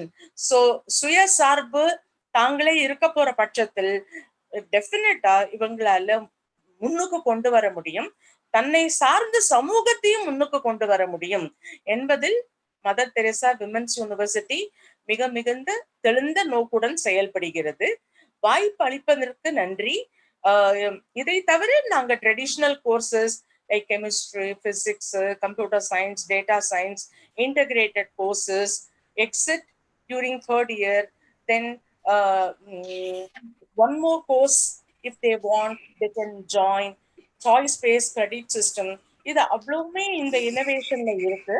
இதை தவிர நம்ம வந்து villages adapt பண்ணும் பொழுது அவங்களோட அறியாமையையும் நம்மளால போக்கி அவங்களோட வாழ்க்கையை சீரமைக்க முடியுது. நன்றி, வணக்கம். நன்றி மேடம். மிக அழகாக பெண்களுடைய கல்வி எவ்வளவு முக்கியத்துவம் வாய்ந்தது, அன்னை தெரேசா மகளிர் பல்கலைக்கழகத்தினுடைய பங்கு அதில் என்ன என்பதை குறித்து மிக விரிவாக பேசினீர்கள். நன்றி. நாம் அடுத்ததாக தமிழ்நாடு ஆசிரியர் கல்வியியல் பல்கலைக்கழகத்தினுடைய துணைவேந்தர் பேராசிரியர் டாக்டர் என் பஞ்சநாதன் அவர்களை அன்போடு அழைக்கின்றேன். அனைவருக்கும் வணக்கம். சார், நான் பேசுறது காதுல விழுதா சார்? கேக்குதுங்க சார். கேக்குது சார். ஓகே, மகிழ்ச்சி. அனைவருக்கும் வணக்கம். உலக தமிழ் வம்சாவழி அமைப்பு பல்லாண்டு வாழ்க. அதனுடைய அமைப்பாளர்கள் அனைவரும் இதை சிறந்த நிலையிலே கொண்டு போவதற்காக பல்லாண்டு வாழ வேண்டும் என்று எல்லாம் உள்ள இறைவனை வணங்கி, மாண்புமிகு பங்கேற்பாளர்கள் ஒவ்வொருவருடைய பெயரையும் சொல்ல வேண்டும் என்ற ஆசை காலம் கருதி மாண்புமிகு பங்கேற்பாளர்கள் அனைவரையும் வணங்கி, honorable participants from various parts of the world, good evening to all. முதலாவதாக என்னுடைய மனதிலே தோன்றுவது என்னவென்றால், அருமையான கருத்துக்களை எல்லாம் அனைவரும் சொல்லிக் கொண்டிருக்கிறார்கள். என் மனதிலே தமிழ் உலக அனைத்து பல்கலைக்கழக மையம் ஃபார் ஹையர் எஜுகேஷன், இந்த உலக தமிழ் வம்சாவழி அமைப்புக்கு கீழ், இதனுடைய லீடர்ஷிப்புக்கு கீழே தமிழ் உலக அனைத்து பல்கலைக்கழக மையம் ஃபார் ஹையர் எஜுகேஷன், உலகமெங்கும் தமிழர்கள் வாழக்கூடிய பகுதியிலே இருக்கக்கூடிய அனைத்து பல்கலைக்கழகங்களும் ஒன்று சேர்ந்து ஒரு மையம், அந்த மையம் எல்லா இடங்களிலும் மையத்தினுடைய பிரான்ச் எல்லா உலகம் முழுவதும் இருக்க வேண்டும். இந்த ஜூம் மீட்டிங்கே இந்த மையம் எல்லாருமே நம்ம எல்லாரும் இதுல இருக்கோம் பாருங்க. இதை போல எங்கெங்கெல்லாம் தமிழர்கள் இருக்கிறார்களோ அங்கெங்கெல்லாம் இருக்கக்கூடிய பல்கலைக்கழகங்கள் எல்லாம் ஒன்று சேர்ந்து அந்தந்த நாட்டிலேயும் உலக தமிழ் வம்சாவழி அமைப்புக்கு கீழ் ஒவ்வொரு மையமாக பிசிக்கலாகவே, நாட் ஒன்லி வர்ச்சுவல், பிசிக்கலாகவே ஏற்பாடு செய்து இந்த உலக தமிழ் வம்சாவழி அமைப்பினுடைய லீடர்ஷிப் தலைமையின் கீழ் நாம் எல்லோரும் அதில் அடிக்கடி கூடி பேசி அந்த நாட்டினுடைய வளர்ச்சிக்கும் மற்ற உலக நாடுகளுடைய தாய் நாட்டின் வளர்ச்சிக்கும் மற்ற நாடுகளுடைய வளர்ச்சிக்கும் தமிழிலே சொல்லப்பட்ட கருத்துக்கள், அந்த நாட்டிலே இருக்கக்கூடிய கலாச்சாரம் எல்லாவற்றையும் ஒன்று சேர்த்து, ஏனென்றால் எதிர்காலம் காம்படிஷன், பெரியவர்கள் சொல்கிறார்கள் காம்படிஷன் என்பது இனிமேலுக்கு கிடையாது, கொலாபரேஷன் என்று சொல்கிறார்கள். நாம் எல்லாம் ஒருவரோடு கைகோத்து நம்மிடம் இருக்கக்கூடிய நல்ல செய்திகளை எல்லாம் மற்றவர்களிடம் சொல்லி, மற்றவர்களிடம் இருக்கக்கூடிய வேறு நாட்டிலே வேறு மொழியிலே இருக்கக்கூடிய நல்ல செய்திகளை எல்லாம் நாம் கற்றுக்கொண்டு நாம் எல்லோரும் ஒன்றாக வளர வேண்டும். அப்பொழுதுதான் அந்தந்த தாய் நாட்டையும் அந்த உலகத்தையும் காப்பாற்ற முடியும், நல்ல கல்வி கொடுத்து என்று சொல்றார்கள். 2000 ஆண்டுகளுக்கு முன்பாகவே திருவள்ளுவர் ரொம்ப அழகாக சொல்லியிருக்கிறார், கற்க கசடர கற்பவை கற்றபின் நிற்க அதற்கு தக. இன்னைக்கு உலகத்திலே மிகப்பெரிய பல்கலைக்கழகம் என்று எதையெல்லாம் சொல்கிறோமோ அங்கே படித்தவர்கள் எல்லோரும் சிறந்த நிலையில இருப்பதற்கு காரணம் அவர்கள் கற்றதை கற்க கசடர. திருவள்ளுவர் 2000 ஆண்டுகளுக்கு முன்னேறே சொல்லியிருக்கிறார். பிழை இல்லாமல் சுத்தமாக கற்றிருக்கிறார்கள்.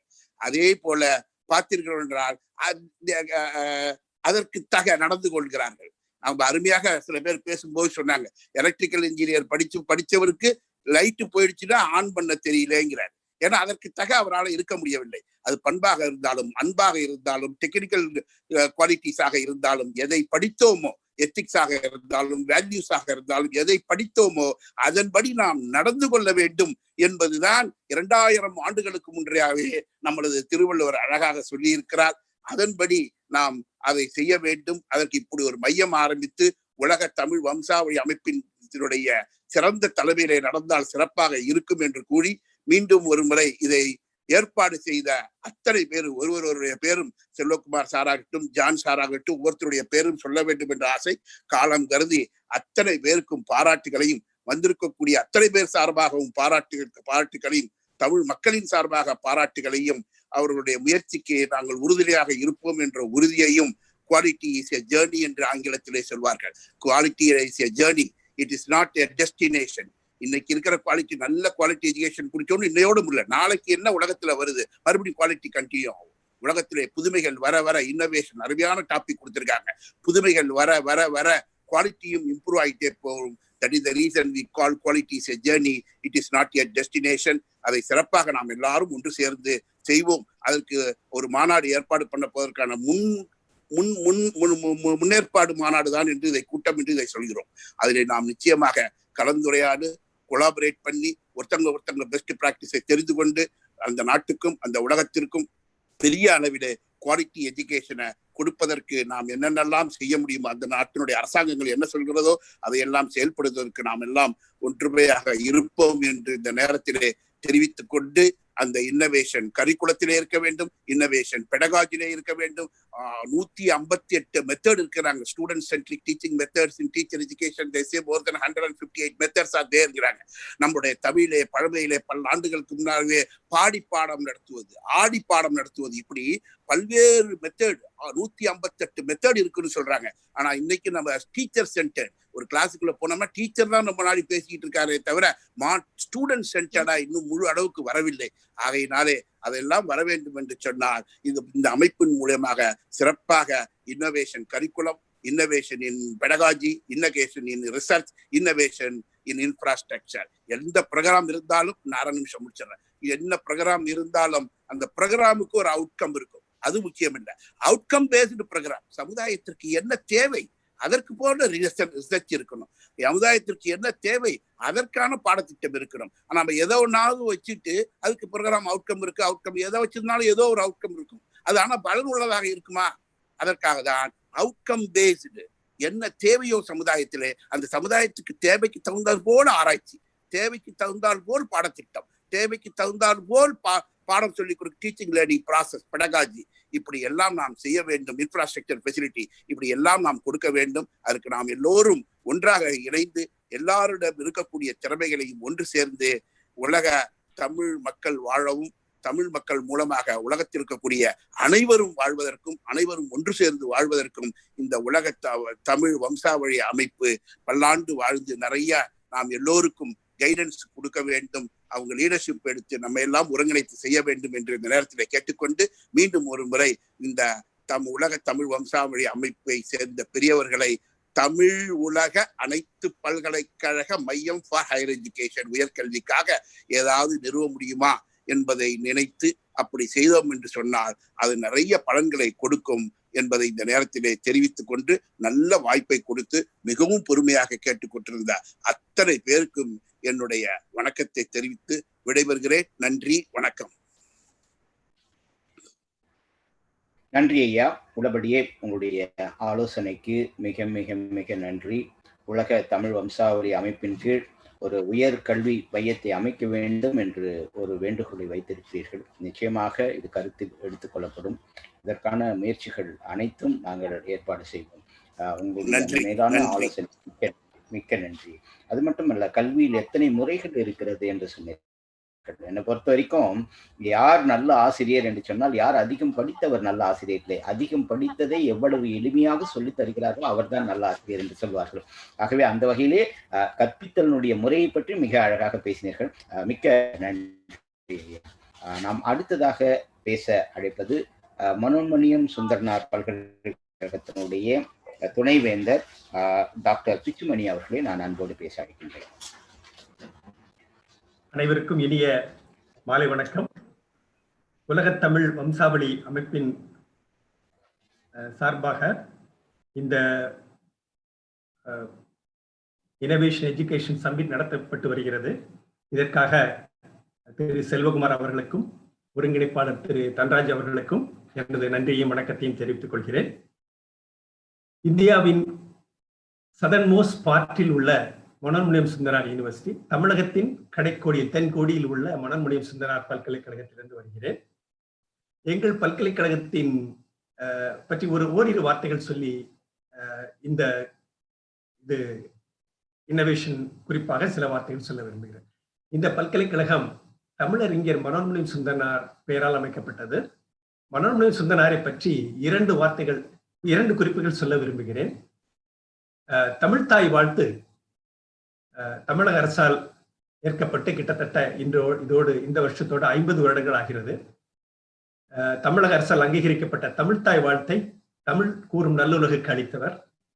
அது மட்டுமில்லாமல் அவருடைய இன்னொரு மிகப்பெரிய சிறப்பு, ஒரு தரமான தமிழ் அறிஞர், தமிழ் இலக்கியத்தில் மிகப்பெரிய புலமை பெற்றவர், தமிழ் இலக்கியத்தையும் மேலை நாகரிகத்தின் அறிவியல் பார்வையும் ஒருங்கிணைத்தவர். அது அவருடைய மிகப்பெரிய சிறப்பு. அந்த காலத்திலே 19ஆம் நூற்றாண்டின் கடைசியிலேயே மிகச்சிறந்த ஆர்கியாலஜிக்கல் ஸ்டடீஸ் எல்லாம் அவர் பண்ணியிருக்கிறார். தென் தமிழகத்தில் கண்டுபிடிக்கப்பட்ட மிகச்சிறந்த ஆர்கியாலஜிக்கல் சர்வே அவரால் கொண்டு வரப்பட்டது. இன்றைக்கு எல்லாருமே கீழடி ஆதிச்சநல்லூரை பற்றி பேசிக் கொண்டிருக்கிறோம். ஆதிச்சநல்லூர் அது மட்டும் இல்லாமல் எங்கள் பல்கலைக்கழகம் இருக்கிற ஏரியால சிவகலை, ஆத்தூர், இது மட்டும் இல்லாம 40க்கும் மேற்பட்ட இடங்கள் ஆராயப்பட வேண்டிய, ஆர்கியாலஜிக்கல் சர்வே நடத்தப்பட வேண்டிய நிலையில் இருக்கின்ற ஒரு சூழ்நிலை இருக்கிறது. ஸோ இந்த கருத்துக்களையும் எல்லாருக்கும் நான் சொல்லிக்கொள்ள விரும்புகிறேன். எல்லாருக்கும் ஆதிச்சநல்லூர், கீழடி பற்றி ரொம்ப நல்லா தெரியும். அதுக்கு ஈக்குவலா உள்ள நிறைய தொன்மங்கள் சிவக்கலை, ஆத்தூர் இப்பதான் கொஞ்சம் கொஞ்சமா ஆராயிறாங்க. 40க்கும் மேற்பட்ட இடங்கள் இருக்கிறதா சொல்றாங்க. ஸோ அப்படிப்பட்ட ஒரு தொன்மை வாய்ந்த ஏரியால உள்ள பல்கலைக்கழகம் மனோன்மணியம் சுந்தரனார் பல்கலைக்கழகம். இன்னைக்கு நம்ம எடுத்த topic innovation in education. Education particularly higher education compared to other, அதாவது இன்னைக்கு உலகத்துல மிகப்பெரிய தாக்கத்தை ஏற்படுத்துவது டெக்னாலஜி, தொழில்நுட்பத்தின் தாக்கம் whether it is in industry, மற்ற எல்லா சமுதாயத்திலும் சரி தாக்கம் ஏற்பட்டு கிட்டத்தட்ட குளோபலைசேஷன் வரும்போதே இந்த தாக்கம் வந்துருச்சு. ஆனா ஹையர் எஜுகேஷன் இந்த தாக்கம் மிக மிக ஸ்லோவா வந்தது. இந்த தாக்கம் in fact higher education they were very reluctant to adopt the changes in technology.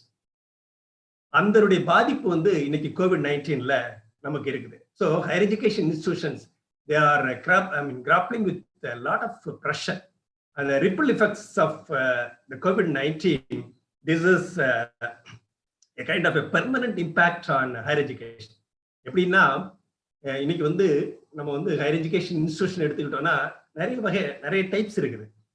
Institutions which are well equipped, which have a lot of infrastructure, like centrally funded higher education institutions, a lot of very அதாவது நிறைய infrastructure உள்ள institutions எல்லாமே இந்த changes வந்து ரொம்ப ஈஸியா adapt பண்ணிட்டு அடுத்தடுத்த தளத்துக்கு போறாங்க. அவங்களால அந்த டெக்னாலஜிக்கல் இம்பாக்டை வந்து மாணவர்களுக்கு அவங்களால கொடுக்க முடியுது. ஆனா அதே சமயம் institutions which were reluctant to adopt the technological changes, for example some of the state universities which were less funded ன்னு சொல்ல மாட்டேன், which were less equipped, அவங்களால வந்து இந்த சேஞ்சஸ் அடாப்ட் பண்றதுக்கு இப்ப தயக்கம் மட்டும் இல்லாம இப்ப நம்ம அந்த மாற்றங்களை நம்ம ஏற்றுக்கொள்ள வேண்டிய கட்டாயத்துல இருக்கிறோம். when we think of these changes, நிறைய முன்னாடி பேசினவங்க எல்லாம் சொன்னாங்க, நமக்கு when we think of infrastructure, resources ரொம்ப தேவைப்படுது. இந்த கண்டெக்ஸ்ட்ல வந்து I want to talk about the impact of online education. இன்னைக்கு வந்து education institutions, particularly higher education institutions, they were forced to adopt online education, both in terms of resources, learning outcomes, learning infrastructure, and also outcome-based education. Resources wise, education institutions were less equipped, and also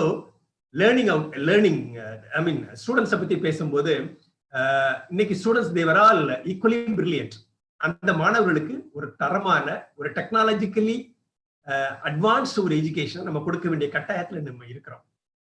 இன்னைக்கு 2020ல இருந்து 2030 நம்ம compare பண்ணி பார்த்தோம்னா 2030 என்ன சொல்றாங்கன்னா, even examinations they will be online examination, anywhere, anytime, any mode of examination. இந்த மாதிரி ஒரு சூழலில் இன்னைக்கு வந்து டெக்னாலஜி இன்னோவேஷன்ஸ் மாறி மாறி வளர்ந்து கொண்டே போற ஒரு சூழலில நம்ம இருக்கிறோம். இந்த காலகட்டத்தில் நிறைய ப்ரெடிக்ஷன்ஸ் ஃபோர்காஸ்ட் பண்றாங்க. ஈவன் நவ் இந்த செமஸ்டரே 2020-21 அந்த செமஸ்டரையே higher education institutions they will be in a position to adopt only blended education, blended mode of education, both offline as well as online mode of education. அந்த ஒரு காலகட்டம். இந்த காலகட்டத்தில் higher education institutions, they should have a priority to they should have a strategic priority to reorient their resources, learning as well as outcome, how and what they are going to give their students. இந்த மாதிரி ஒரு சேஞ்சஸை வந்து நம்ம பண்ண வேண்டிய ஒரு காலகட்டத்தில் இருக்கிறோம். Lot of our online mode of platforms, they should be re-modified. அந்த ஒரு சூழ்நிலை நம்ம இருக்கிறோம். இந்த கட்டத்துல ஓரிரு வார்த்தைகள் சொல்ல விரும்புகிறேன். குறிப்பாக அரசாங்கம் வந்து பர்டிகுலர்லி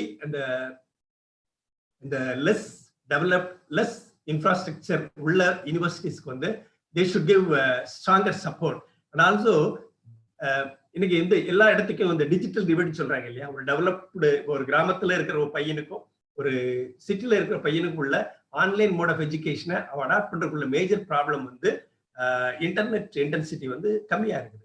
இதெல்லாம் government can give top most priority. So எஜுகேஷன்ல அவங்க கொடுக்க இன்னொரு முக்கியமான ப்ரையாரிட்டி வந்து to subsidise providing all this infrastructure as basic services. எப்படி ஒரு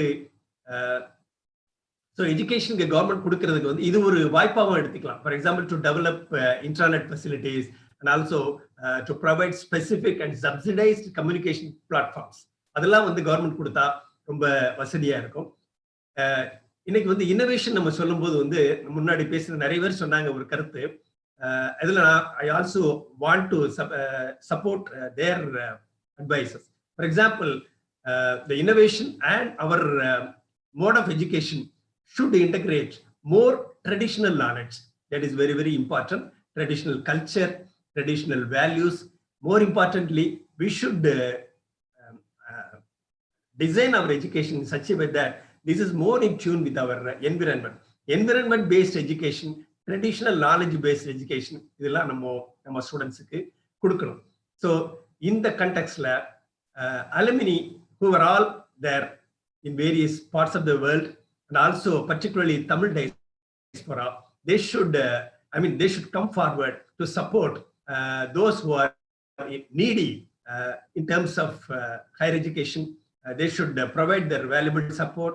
And முன்னாடி கூட ஒரு கருத்து சொல்லப்பட்டது, உலகத்தில் உள்ள எல்லா தமிழ் அமைப்புகளும் உள்ள அங்க உள்ள நம்ம ஸ்டூடெண்ட்ஸ், இங்க இருந்து போன படிச்ச ஸ்டூடெண்ட்ஸ், அவங்க வந்து they should come back to collaborate, to coordinate with their alma mater.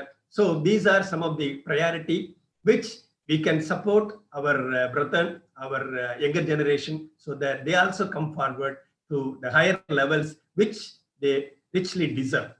So with these few words, I thank the organizers, particularly Dr. Selvaraj and the moderator Sri Dhanaraj for their valuable valuable way in which the program is organized. I thank all of them once again. Thank you. நன்றி ஐயா.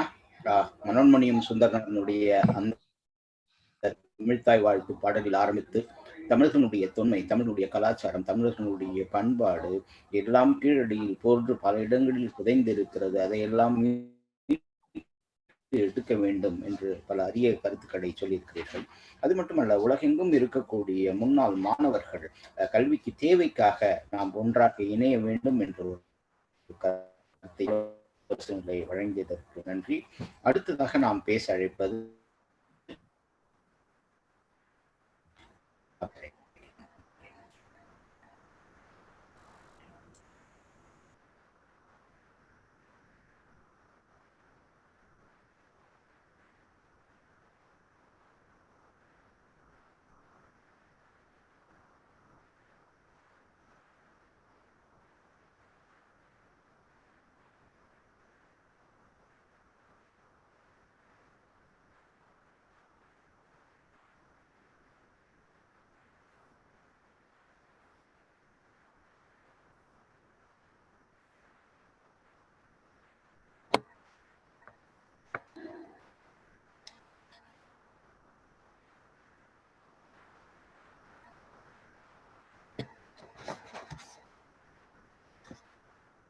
பேராசிரியர் திரு குழந்தைவேல் ஐயா அவர்களே நான் அன்போடு பேச அழைக்கின்றேன்.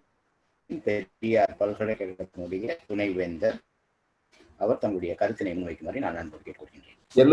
எல்லோருக்கும் என்னுடைய வணக்கத்தை தெரிவித்துக் கொள்கிறேன். 6 மாத காலமாக கோவிட் நுண்கிருமியினால் உலகத்தில் உள்ள அனைத்து நாடுகளும் எப்போதும் கண்டிராத அசாதாரணமான சூழ்நிலையை சந்தித்து கொண்டிருக்கிறது. 24 மணி நேரம் போதவில்லை என்ற மனிதர்களுக்கு இப்போது சற்றே திரும்பி பார்க்க நேரம் வந்திருக்கிறது.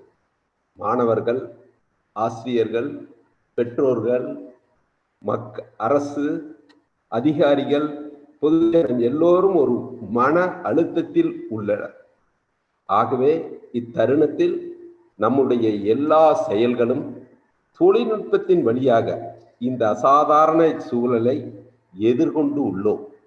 இப்போதுதான் உலக விஞ்ஞானிகளும் விஞ்ஞானத்தின் வளர்ச்சி போதவில்லை என்று நினைக்கும் நிலைமையில் இருக்கிறார்கள்.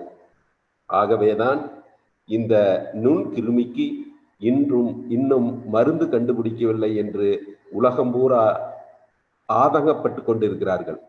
இந்த நேரத்தில் கற்பித்தல் சில மாற்றங்களை தொழில்நுட்பத்தின் வழியாக செய்ய வேண்டிய கட்டாயத்தில் இருக்கிறோம். சில காலமாகவே ஸ்வயம், மூக் போன்ற கோர்சஸ் போன்ற பிளாட்ஃபார்ம் வழியாக கற்பித்தல் நடந்து கொண்டிருக்கும். இப்போது தொழில்நுட்பத்தை பயன்படுத்தி ஒரு வெர்ச்சுவல் கிளாஸ் ரூமை உருவாக்கி கற்பித்த திறனை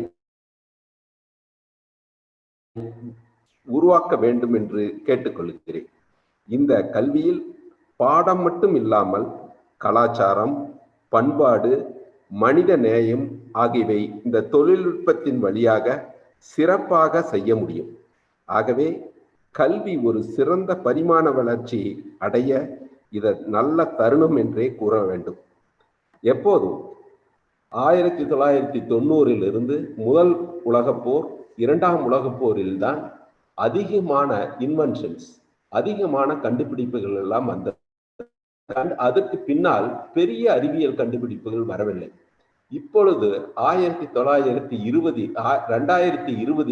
இந்த நுண்குருமி 6 மாத காலமாக உலக மக்களை அசாதாரணமான சூழ்நிலைக்கு தள்ளிவிட்டது. இப்பொழுது உலக விஞ்ஞானிகள் ஒருமுறை இந்த விஞ்ஞானத்தை பறைசாற்ற நேரம் வந்துவிட்டது. Necessity is the mother of invention. ஆகவே புதிய பரிமாண வளர்ச்சிக்கு நாம் எல்லோரும் உதவ வேண்டும். நாம் அந்த வளர்ச்சிக்கு நாம் எல்லோரும் செய்ய வேண்டும். அப்படி புதிய பரிமாண வளர்ச்சியை விஞ்ஞானத்திலும் தொழில்நுட்பத்திலையும் செய்ய வேண்டும். அப்படி விஞ்ஞானத்திலும் தொழில்நுட்பத்திலும் செய்தால்தான் மிக சிறந்த பலனை அடைய முடியும். ஆகவே இதை மட்டும் கேட்டுக்கொண்டு எனக்கு வாய்ப்பளித்ததற்கு நன்றி கூறி விடைபெறுகிறேன். நன்றி, வணக்கம்.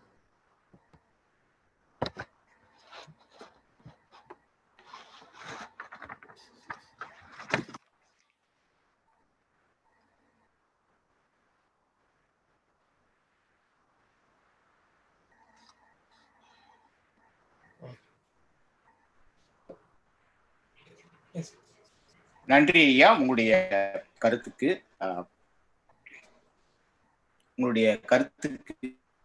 மிக்க நன்றி ஐயா. அடுத்ததாக நாம் பேச அழைப்பது திரு நாகராஜன் ரவி அவர்களே. உண்மையாகவே விமானத்தை பற்றி நிறைய பேருக்கு நம்ம கருப்பு பெட்டினாவே அது கருப்பு கலர்ல தான் இருக்கும் அப்படின்னு நினைச்சிட்டு இருப்போம். ஆனா அது உண்மையாக வேறு நிறத்தில் இருக்கிறது. ஆகவே விமானத்தினுடைய அனைத்து தொழில்நுட்பங்களையும் கற்றறிந்தவர், அதனுடைய ஆலோசகராக அமெரிக்காவில் இருக்கக்கூடிய திரு நாகராஜன் அவர்களை நான் அன்போடு பேச அழைக்கின்றேன்.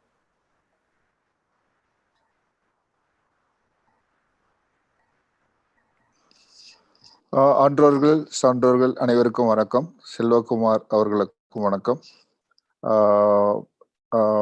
மாடரேட் செய்யும் தலைவர் அவர்களுக்கும் வணக்கம்.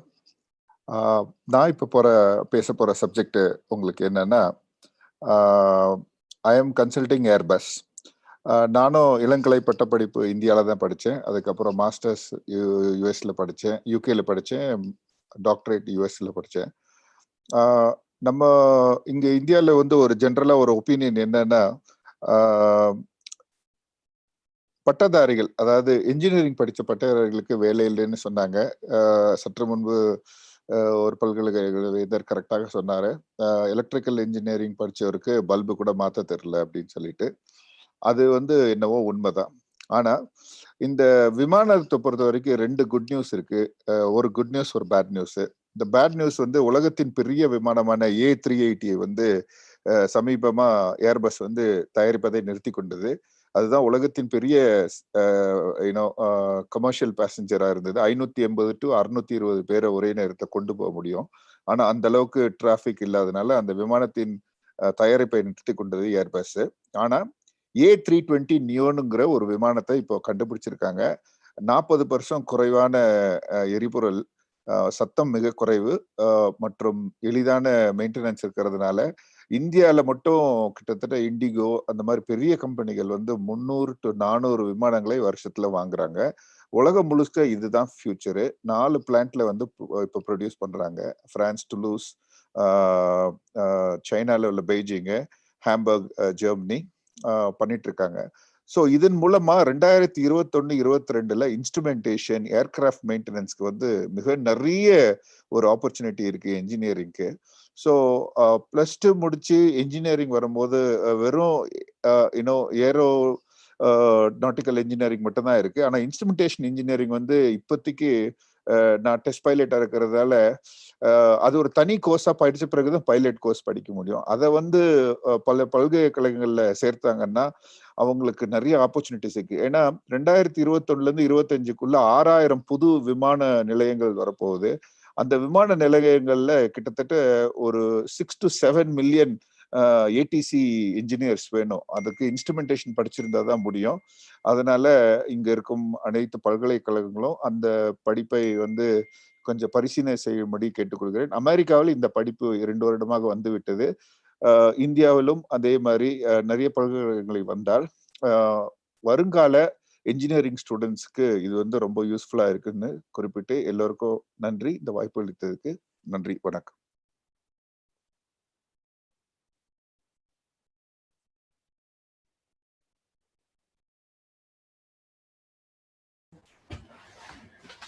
நன்றி திரு ரவி நாகராஜன் சார். உண்மையாகவே உங்களுடைய கருத்துக்கள், விமானத்தில் என்ன மாதிரியான மாற்றங்கள் எல்லாம் வரப்போகிறது, என்ன தேவைகள் இருக்கிறது, உங்களுடைய கருத்துக்களை பகிர்ந்து கொண்டதற்கு மிகுந்த நன்றி. நாம் அடுத்ததாக பேச அழைப்பது உலக தமிழ் ஆராய்ச்சி மன்றத்தினுடைய தலைவர், தரணியெங்கும் தமிழை வளர்க்க, தமிழ் மொழி, கலை, பண்பாடு ஆகியவற்றிற்காக ஆராய்ச்சிகளை நடத்தி வரக்கூடியவரும், அதே போன்று ஆசியா பல்கலைக்கழகத்தினுடைய பேராசிரியராக இருக்கக்கூடிய டாக்டர் ஸ்ரீ திரு மாரிமுத்து அவர்களை நான் அன்போடு பேச அழைக்கின்றேன்.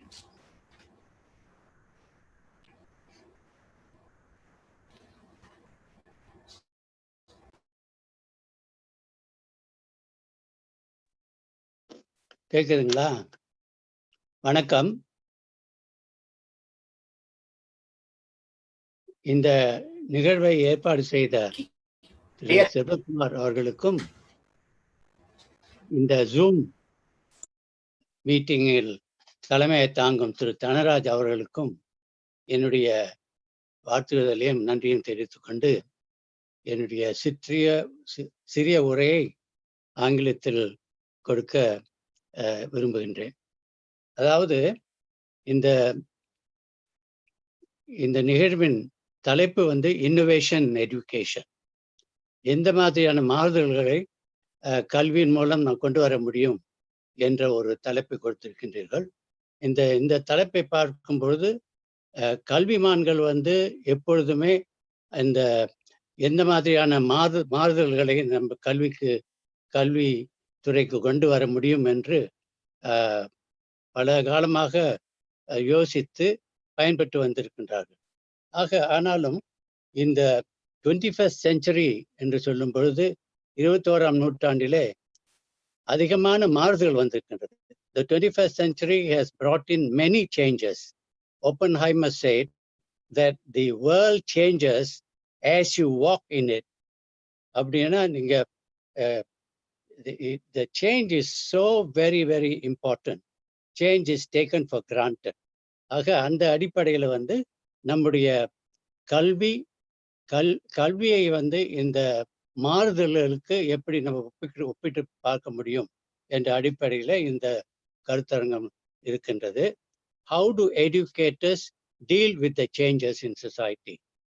Globalization, digitalization, the discovery of the microchip, the internet, the web, everything has led to IT revolution and instant communication.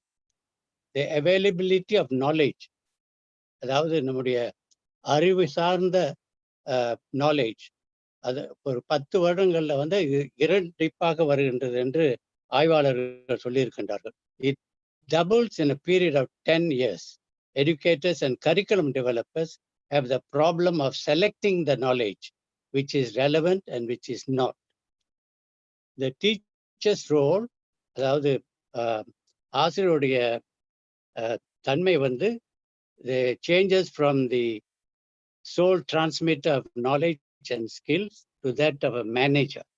ஏன்னா இந்த மாறுதல்கள்லாம் அடிக்கடி வர்றதுனால அந்த மாறுதல்களை, அந்த அறிவு சார்ந்த விஷயங்களை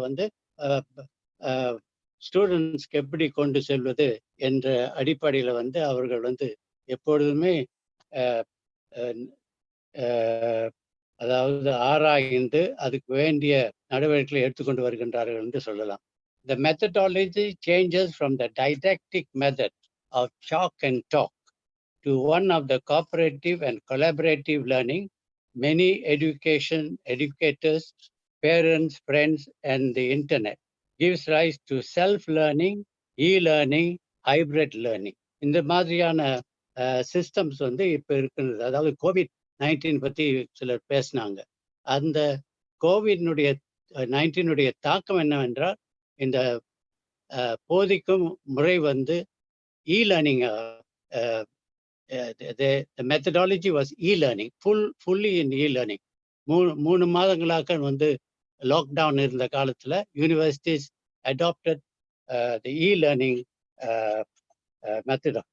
methodology, and this has facilitated to learning and teaching through e-learning and using technology. for the learning situation. This has somewhat solved the problem of not being in the school or university. However, it also given rise to educational inequality.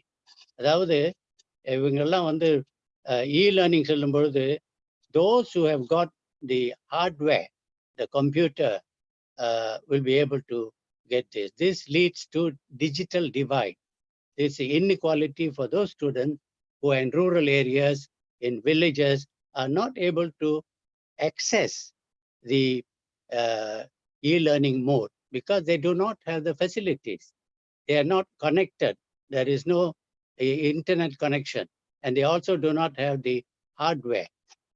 Therefore, they become educational disadvantage. அவருடைய படிப்பெல்லாம் வந்து குறைபாடுவாக இருக்கின்றது. அதனால அவர்களுடைய they become educational disadvantage. What we say, doubly disadvantaged because they do not have the hardware to access, and at the same time they come from a poor families, and therefore they have these problems of not being able to benefit from this e-learning. Educators have also grappled with the problem of what to teach, provide them as a liberal education. They have, particularly universities, have got this problem. What sort of discipline should we have? I've stated the world has changed very much, and globalization and digitalization, and we have now industrial revolution 4.0. அதற்காக நம்முடைய universities எல்லாம் என்ன செய்யறாங்க? What is their role? அவருடைய பங்கு என்ன என்று நாம் சிந்திக்க வேண்டியது இருக்கின்றது. There is, so far we have been given education through life skills. It has been a general education, life skills, soft skills, communication skills, creative and critical thinking skills, analytical skills, and so on. Now we have to change that to suit the changes that are happening. For example, the digitalization, the robotic culture, the IR 4.0, all this has come in. And therefore, I think it is very important for the universities, for the vice chancellors and the government to see how best we can leverage with the IT revolution so that our children will benefit. So one other thing would be, we have always thought about universities, making them universities being vocational, preparing for a job, preparing them for the marketplace. But this is no more. I think it is necessary to make the students more creative and adaptable for the ever-changing marketplace. It is stated by futurists that it is estimated that 60% of the traditional jobs available now will not be there for the students who are in primary school. When they graduate, these jobs will not be there. There will be new jobs related to IR 4.0 and so on. Therefore, universities have to create the holistic individual who is not only a job seeker, but a job creator. Therefore, I urge the university deans and vice chancellors, many of them are there who have participated, to see how best our students can adapt themselves to the future. Therefore, there is a need to redefine the university's role in the globalized situation. Thank you very much for the opportunity. மிக்க நன்றி ஐயா. ஆசியை பல்கலைக்கழகத்தில் பேராசிரியராக பணிபுரிவதால் அடுத்த காலகட்டம், அதாவது கொரோனாவிற்கு பிறகு டிஜிட்டல் உலகமாக இருக்கக்கூடிய ஒரு சூழல் இருக்கிறது. ஆன்லைன் கல்வி தான் அதனுடைய முக்கியத்துவமாக இருக்கின்ற போது பல்கலைக்கழகங்கள் எல்லாம் கல்வி முறைகள் ஒரு மறுசீராய்வு செய்ய வேண்டும். அதே போன்று கடைக்கோடி கிராமத்தில் இருக்கக்கூடியவர்களுக்கும் அந்த இணைய வசதி கிடைக்க வேண்டும் என்று உங்களுடைய கருத்தை முன்வைத்திருக்கிறீர்கள். நன்றி. நிகழ்ச்சியில் அடுத்ததாக மதுரை காமராஜர் பல்கலைக்கழகத்தினுடைய துணைவேந்தர் பேராசிரியர் டாக்டர் திரு கிருஷ்ணன் ஐயா அவர்களை நான் அன்போடு பேச அழைக்கின்றேன்.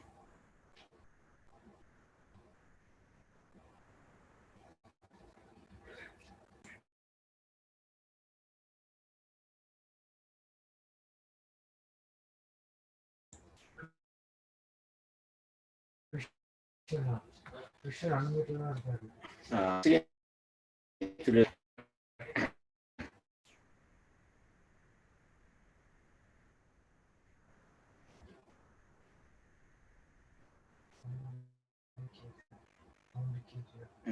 காமராஜர் பல்கலைக்கழகத்தினுடைய துணைவேந்தர். ஐயா, உங்களுடைய இணைப்புல ஆடியோ கொஞ்சம் பாருங்க, அது நீங்க அன்மியூட் பண்ணி பேசுங்க. உங்க மைக் வந்து கேட்கல எங்களுக்கு, உங்களுடைய ஒலி.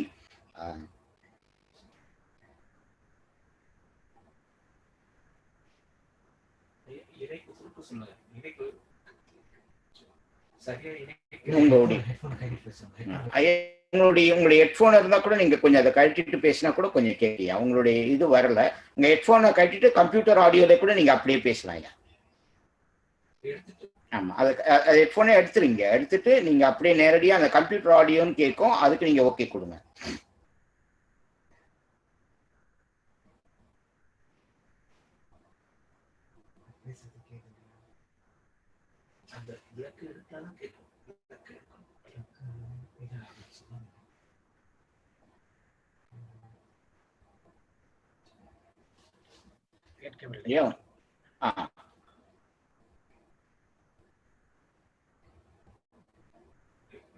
அந்த ஆடியோனுடைய மொத்த கேபிளையும் எடுத்துருங்க. கம்ப்யூட்டர்னுடைய ஆடியோலயே அது ஆடிபிளா இருக்கும். அதனால நீங்க அந்த கம்ப்யூட்டர்னுடைய ஆடியோலயே கேட்க முடியுமான்னு பாருங்க. ஏன்னா உங்களுடைய ஒலி வந்து எங்களுக்கு கேட்கல. அதுல அன்மியூட்னு ஒரு சிம்பிள் இருக்கும், அதையும் நீங்க அன்மியூட் பண்ணுங்க உள்ள போயிட்டு. அதாவது ஆமா, ஓகே, எனேபிள் கம்ப்யூட்டர் ஆடியோன்னு இருக்கீங்க பாருங்க. இல்லைன்னா அந்த பிளக்கை மட்டும் ரிமூவ் பண்ணீங்க.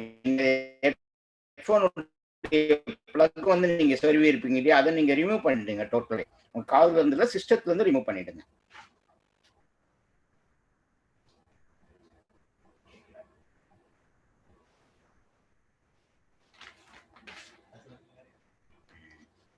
ஐயாவினுடைய ஒலி அமைப்பு சரியாக இல்லாதனால் நம்ம அடுத்ததாக டாக்டர்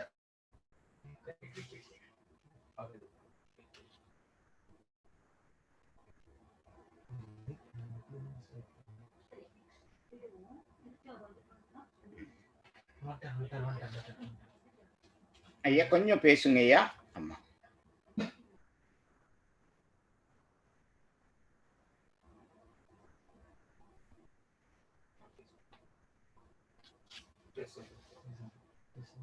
பேச சொல்லுங்கய்யா.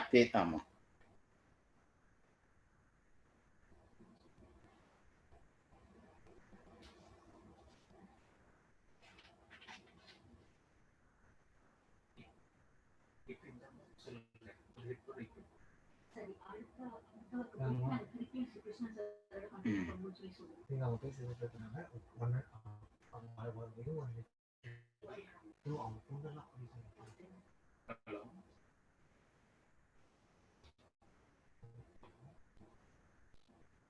ஐயா உங்களுடைய இணைப்பு நீங்க கொஞ்சம் சரி செய்துக்குங்க. நாங்க அடுத்த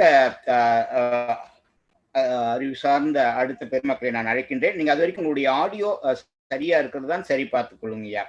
அடுத்ததாக மிஸ்டர் முரளி ஸ்ரீ நாராயணதாஸ் அவர்களை நான் அன்போடு பேச அழைக்கிறேன். கம்ப்யூட்டர் காலேஜ் கனடாவில் இருக்கக்கூடிய அதனுடைய சிஇஓவாக இருக்கிறார்.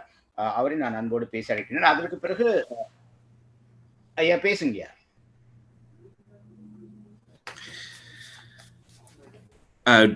Good morning, good afternoon, good evening, vanakkam. Thank you everyone, and thank you to the organizers, Selva Kumarna, for organizing this wonderful conference. It is very interesting to hear all the respected colleagues sharing their input and discussions about what the future of education looks like. And for me at Computech College and just generally in terms of education, I echo the sentiments of many of the individuals talking about education and how it can help and how it is essential for us in society. But there is a very big concern I have in terms of the education and educational institutions. I'm not too familiar with some of the other countries and the potential student population, but I can speak to the North American market. And in North America, particularly in Canada and I guess in the US as well, but many of the individuals that are seeking education, the environment that they're in, the educational cost doesn't match to the opportunities that are available once they complete their programs. And what you see is a rise in entrepreneurship, a rise in these online opportunities. And programs like Udemy, Coursera, even online education platforms or online segments on YouTube are becoming more and more popular, and due to the costs and due to the perception of lack of opportunities by going through university, there has been a surge to that kind of learning. So I'm very happy to hear that many of the respected chancellors and vice chancellors have been looking at that, speaking about the fourth and fifth revolution and looking at opportunities. There are some great organizations that I believe are addressing this very well. One organization is called Sama Source. Sama Source is a organization that looks at developing nations and helping them get into the IT sector.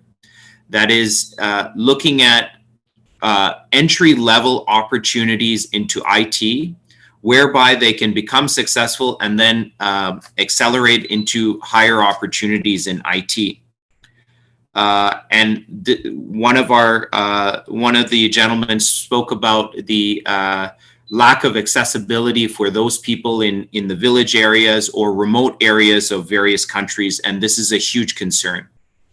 Also, even within the city, depending on your socioeconomic standing, you may have huge accessibility issues. For us at Computech, many of the family members now are all online learning, the children, the spouse. So one family might have 1 or 2 laptops, but 5 members need to be online to do the education. So how do they go about doing that? So even within the city, accessibility is an issue. So I believe organizations like Sama Source, another organization that is doing fantastic work is Andela.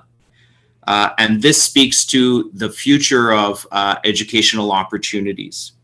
Cost is a major factor, and what is the return on investment? What is the ROI for the student?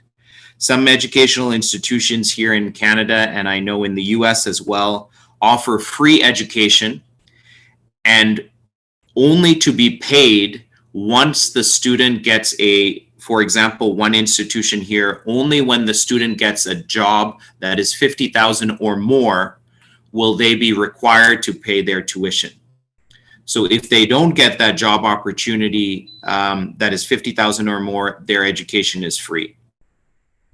A second model, and this is the model that Andela uses, which I believe is a strong model for us, is corporations will support the education of the student.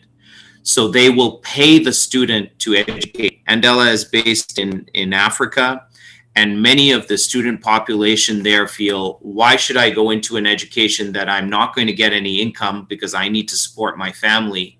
Why should I go into an education and study for 1 year with no income? So they just go to work.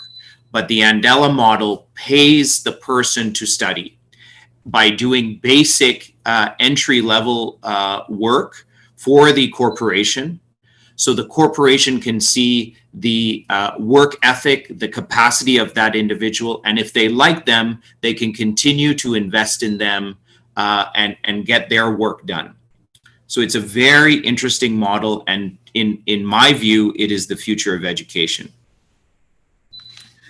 I think, another gentleman spoke about the huge capacity of our Tamil, within our Tamil community, of many of our members in corporations, alumni. If you look at all the Microsoft, all these major corporations, the CEOs or CFOs are Tamil.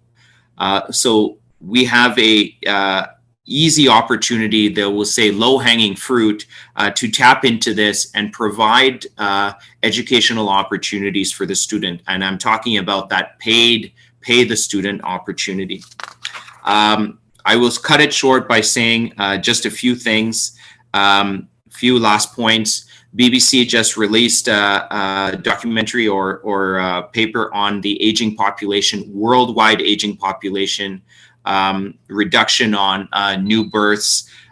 There's going to be a huge surge in aging population. Many of the young people are going to have to pay for those services. Where do we go with that? Computech, I was part of a research paper with the Royal Bank of Canada discussing the future of work. Due to IT, we identified that there are some opportunities in healthcare. AI, all of these things are coming, but there is still that critical learning element. And many of the colleagues talked about that critical thinking. Everyone is focusing on STEM, but there is also STEAM and STEAM, the A being the arts. I echo the sentiments of the colleague earlier with the law background. I myself have a legal background as well, so please excuse the bias. But with things that are happening in the world, there is a huge need for civic engagement, right? And that education, how do we create that civic engagement, is valuable, comes from education in law or those kinds of social services. There's a rise in mental health, huge concerns, especially during this time of COVID. Food shortage, water shortage, these are all very key areas of education that I think many of the chancellors, vice chancellors, I respectfully, can consider in future education opportunities. I think this is a very excellent conference, and there's, in Computech, as we're a Canadian institution, my father studied engineering, my mother studied nursing, both in the UK. They came to Canada and their qualifications were not accepted. So they had to re-educate. I have a physician who studied in the UK, practiced for 5 years, who came here and then was working in a grocery store because their education opportunities their education wasn't accepted. I think that is a shame. That is a mental torture for a lot of the immigrants that come to Canada, and we are very much focused on that at Computech College. With all of these people coming from New Guinea to Canada, all over the world, I think there is a great opportunity for us to have this educational standard where we don't treat our graduates like that in different countries. They have the capability, they are willing to work, and we should support that. Thank you very much for this opportunity. I have a great respect for all of you. I hope that we have an opportunity to work together in the future.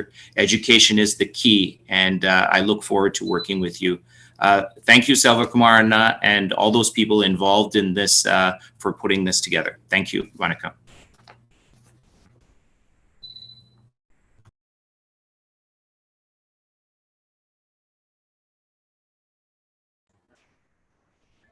Thank you, Mr. Murli. It was so valuable points, and thank you so much again. அடுத்ததாக நாம் பேச அழைப்பது திரு கிருஷ்ணன், மதுரை காமராஜர் பல்கலைக்கழகத்தினுடைய துணைவேந்தர்.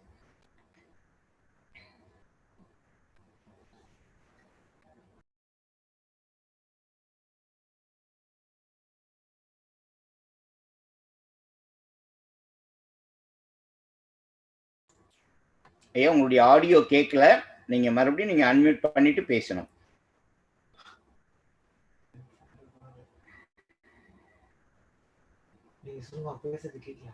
நீங்க பேசுறது ஆடிபிளா இல்லைங்கய்யா. நீங்க அன்மியூட்னு ஒண்ணு இருக்கு பாருங்க, அதை பண்ண சொல்லுங்க. ஆமா, ஜூம் அதுல அந்த அன்மியூட் இருக்கு, அதை பண்ண சொல்லுங்க. லெஃப்ட் ஹேண்ட் சைட்ல ஒரு மைக் மாதிரி ஒரு சிம்பிள் இருக்குங்களா? ஆமா, அந்த லெஃப்ட் மேல இருக்க மேல கிளிக் பண்ணுங்க.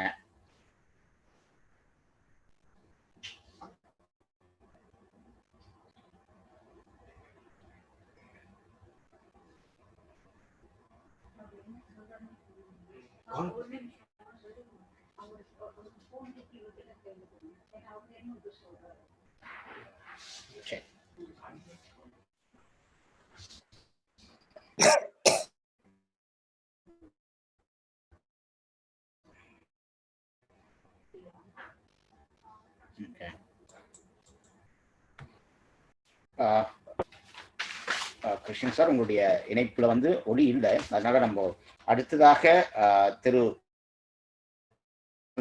இன்ஸ்டிடியூட் ஆஃப் எஜுகேஷனுடைய ரிட்டையர்டு அசோசியேட் ப்ரொஃபசர் திரு சிவகுமாரன் ஐயா அவர்களை நான் பேச அழைக்கின்றேன். அதற்கு பிறகு திரு கிருஷ்ணன் சார் அவர்கள் உங்களுடைய ஆடியோ எப்படி இருக்குன்னு சொல்லி பார்ப்பாங்க.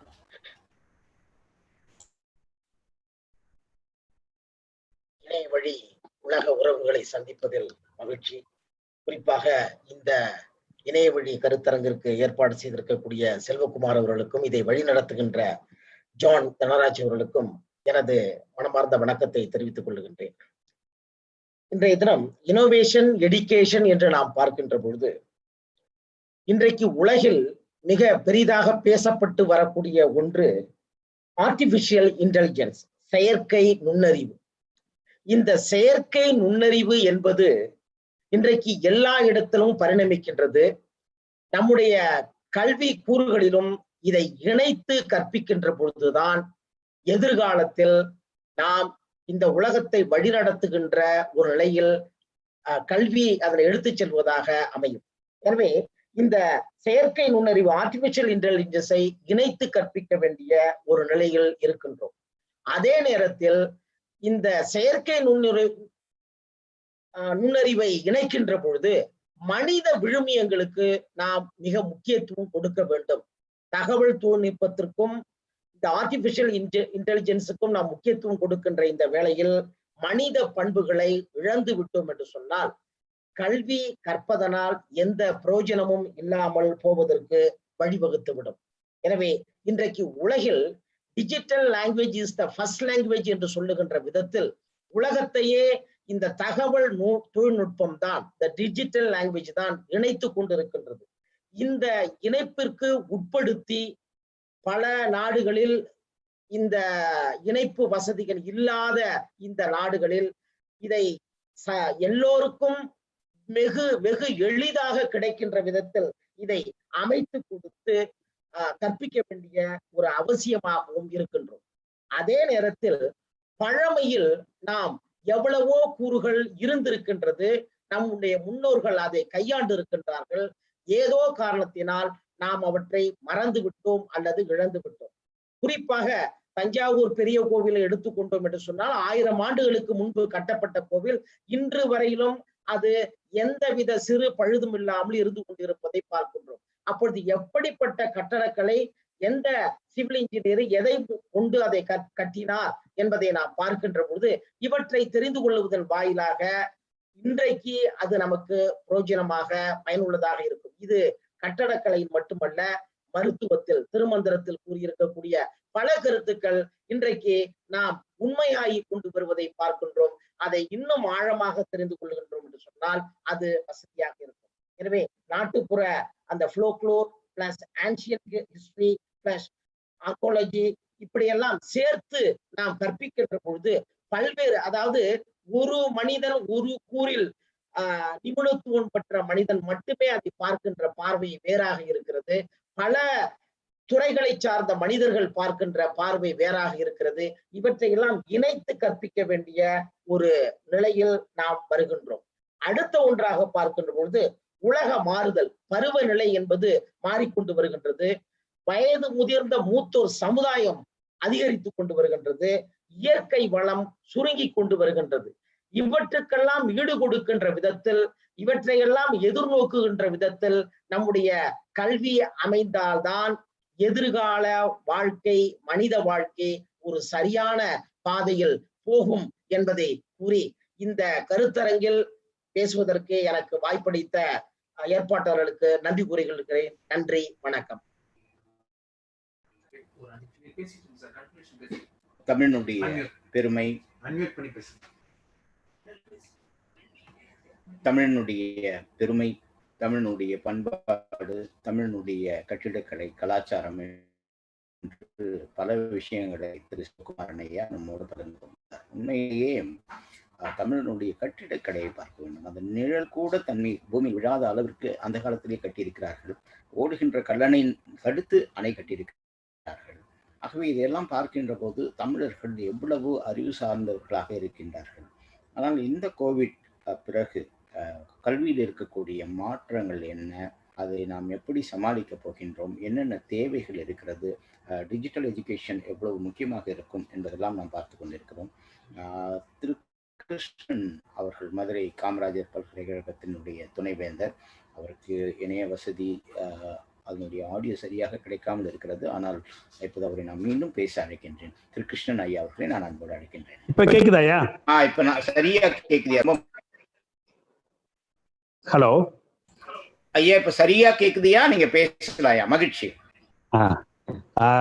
ரொம்ப மன்னிக்கவும் இந்த ஒரு ஆடியோ ப்ராப்ளத்தினால. இந்த அருமையான நிகழ்ச்சியை என்னை அழைத்து பேசமைக்கு முதல்கண் அனைத்து நல்ல உள்ளங்களுக்கும் நன்றி கூறி, இந்த கருத்தரங்கில் கலந்து கொண்ட அத்துணை பேராசிரியர்களும் அல்லது பல்கலைக்கழக தலைவர் அவர்களும் வெளிநாட்டைச் சேர்ந்த அத்துணை நண்பர்களும் பேசி முடித்து விட்டார்கள்.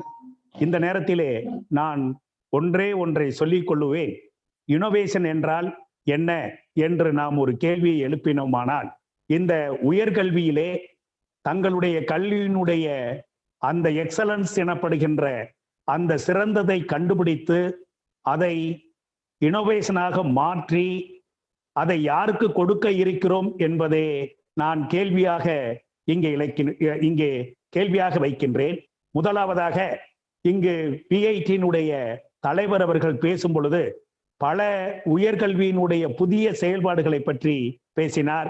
அதிலே பல உயர்கல்வி என்பது மெஷின் லேர்னிங், டேட்டா லேர்னிங் போன்ற புது கல்விகளை அங்கே மாணவர்களுக்கு கொண்டு வருவது என்பதை பற்றி பேசினார். என்னுடைய அருமை நண்பர் ராஜேந்திரன் அவர்கள் மாணவர்களை தொழிற்சாலைகளுடன் இணைந்து அவர்களுக்கு பயிற்சி அளிக்க வேண்டும் என்று பேசினார். மூன்றாவதாக எனது அருமை நண்பர் அக்ரிகல்ச்சர் பல்கலைக்கழகத்தினுடைய துணைவேந்தர் மக்களுக்கு தேவையான அங்கே இருக்கின்ற தேவைகளை அறிந்து நாம் விவசாயத்திலே புதுமைகளை பகுத்த வேண்டும் என்று பேசினார்.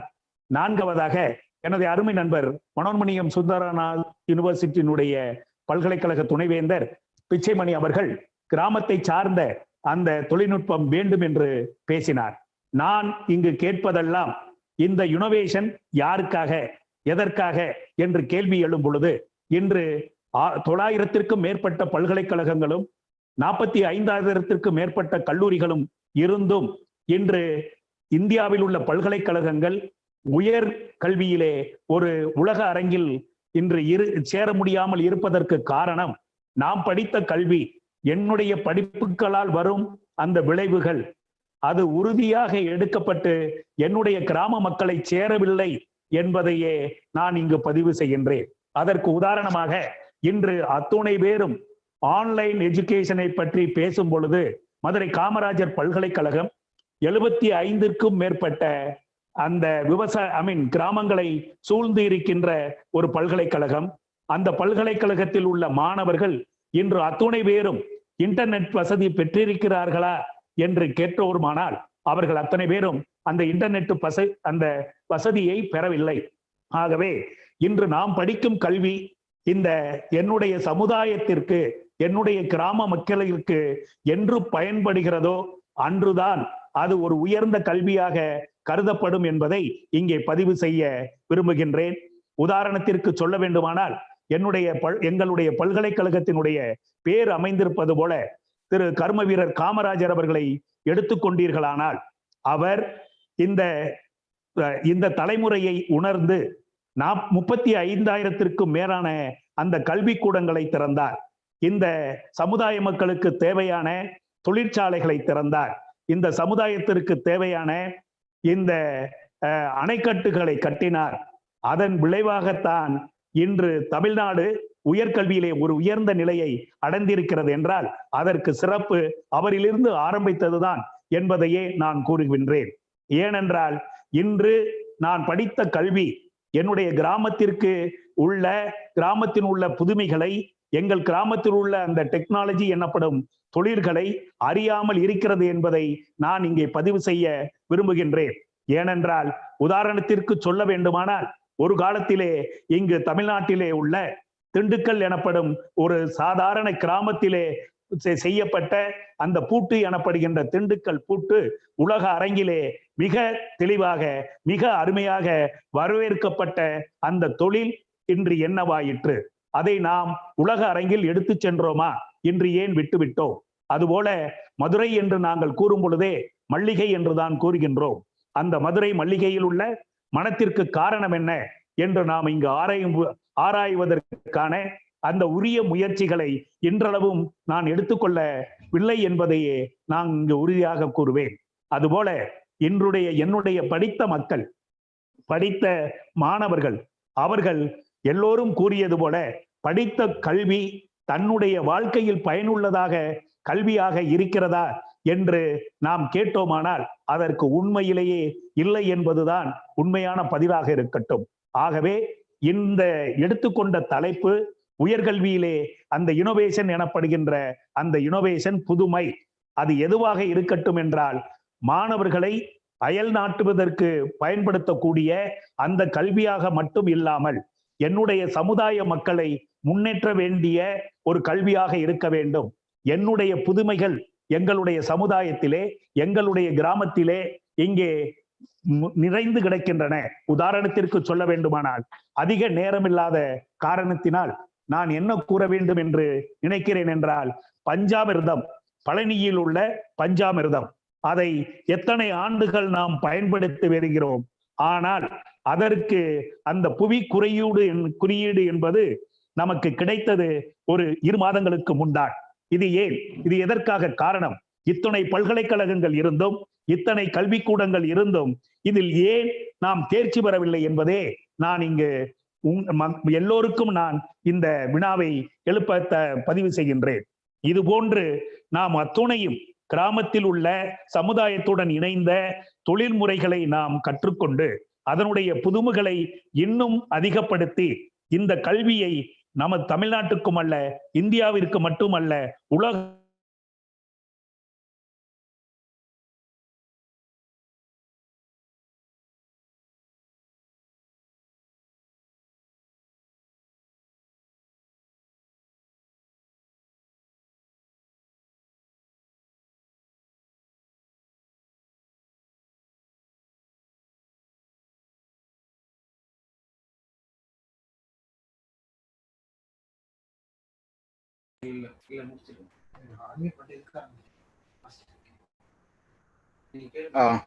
கிருஷ்ணன் சார், நீங்கள் இணைப்பில் இல்லை, உங்களுக்கு இணையம் அங்கு கிடைக்கல அப்படின்னு நினைக்கிறேன். எனிவே, தேங்க்யூ ஸோ மச், மிக்க நன்றி. I like to invite mister John, president of ACCP. I like to submit the meeting and also give me your feedback, how the globally the education will change after COVID, and what is the output we are going to take from this summit also, the innovation in education. Please give me your feedback, sir.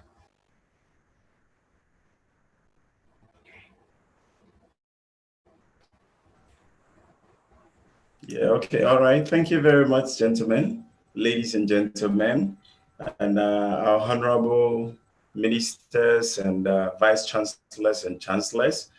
We humbly thank you for your support and your wonderful commitment by attending the beautiful virtual conference. We hope to meet you. We hope to see you at Geneva in 2021.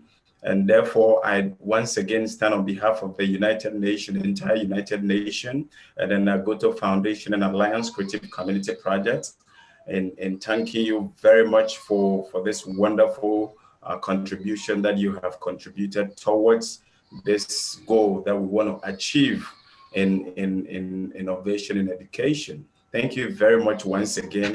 And I as I said, my colleague texted me and then they gave me some message to be asked, but I guess we don't have enough time. And the more we keep long, the more the program becomes. So I would say thank you very much once again on behalf of everyone. And our organization therefore stands to support everything that we do in collaboration, both in Canada and worldwide, everywhere that we go. Thank you very much once again. Thank you, Mr. John. நாம் நிறைவாக நன்றியுரை சொல்வதற்காக தமிழ் வம்சாவளி அமைப்பினுடைய தலைவர் திரு செல்வகுமார் அவர்களை நான் அன்போடு அழைக்கின்றேன். இன்றைய நிகழ்வின் கலந்து கொண்ட அனைத்து நல் உள்ளங்களுக்கும் கல்வியாளர்களாகிய அனைவருக்கும் உங்களுடைய கருத்தை இந்த உலக தமிழ் வம்சாவளி அமைப்பு ஏற்றுக்கொள்கிறது. மற்றும் அல்லாமல் உங்களுடைய கருத்தை திரு கிருஷ்ணன் அவர்கள் கூறியது போல கடைசியில் பல்வேறு தடைகள் இருந்தாலும் அவர் சுருக்கமான கொடுத்த உரைகள் நம் தமிழ் சமுதாயத்துக்கு பேருதவியாக இருக்கும். இவை அனைத்து கருத்துக்களும் வேல்யூபிளான கருத்துக்களாக எடுத்துக்கொண்டு தொடர்ந்து நாங்கள் பயணிப்பதற்கு தங்கள மேலான உதவிகள் எங்களுக்கு வேண்டும் என்று கூறிக்கொண்டு இந்நிகழ்வை சிறப்பாக அமைய உதவிய அனைத்து நல்லுள்ளங்களுக்கும் நன்றி பாராட்டி விடைபெறுகிறேன். நன்றி, வணக்கம்.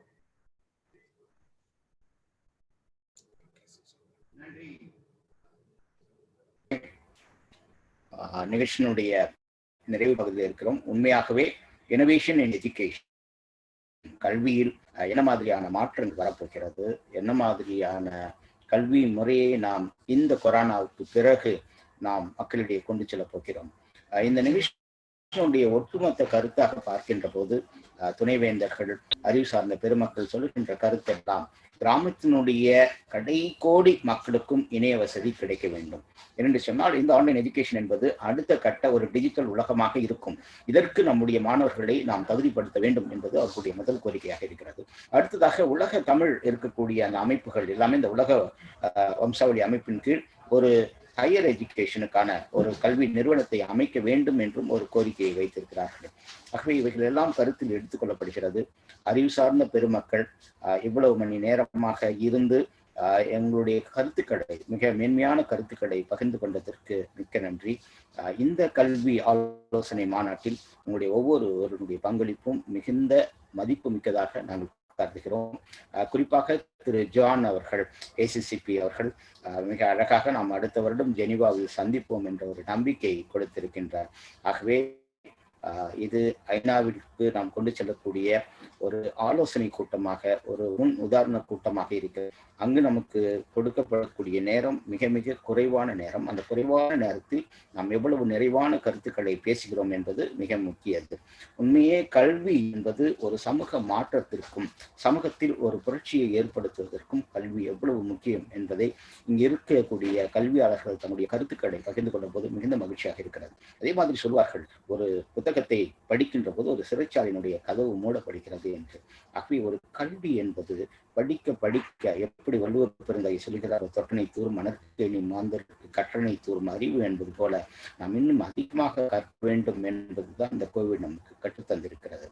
ஒரு துணைவேந்தர் அவர்கள் பேசுகிற போது 1920, அதாவது 2ஆம் உலகப் போருக்கு 1ஆம் உலகப் போருக்கு பிறகு நிறைய கண்டுபிடிப்புகள் வந்தது. ஒரு 100 ஆண்டுகள் கழித்து 2020 இது போன்ற ஒரு கண்டுபிடிப்புகள் வரும் என்று சொல்லுகின்ற போது நமக்கு உண்மையிலே மகிழ்ச்சியாக இருக்கிறது. கொரோனாவுக்கு பிறகும் நமக்கு ஒரு மிகுந்த ஒரு நம்பிக்கை தரக்கூடிய செய்தியாக இருக்கிறது. ஆகவே பங்கு பெற்ற அனைவருக்கும் எங்களுடைய மனமார்ந்த நன்றியை, உலக தமிழ் வம்சாவளி அமைப்பின் சார்பாக எங்களுடைய மனமார்ந்த நன்றியை தெரிவித்துக் கொள்கிறோம்.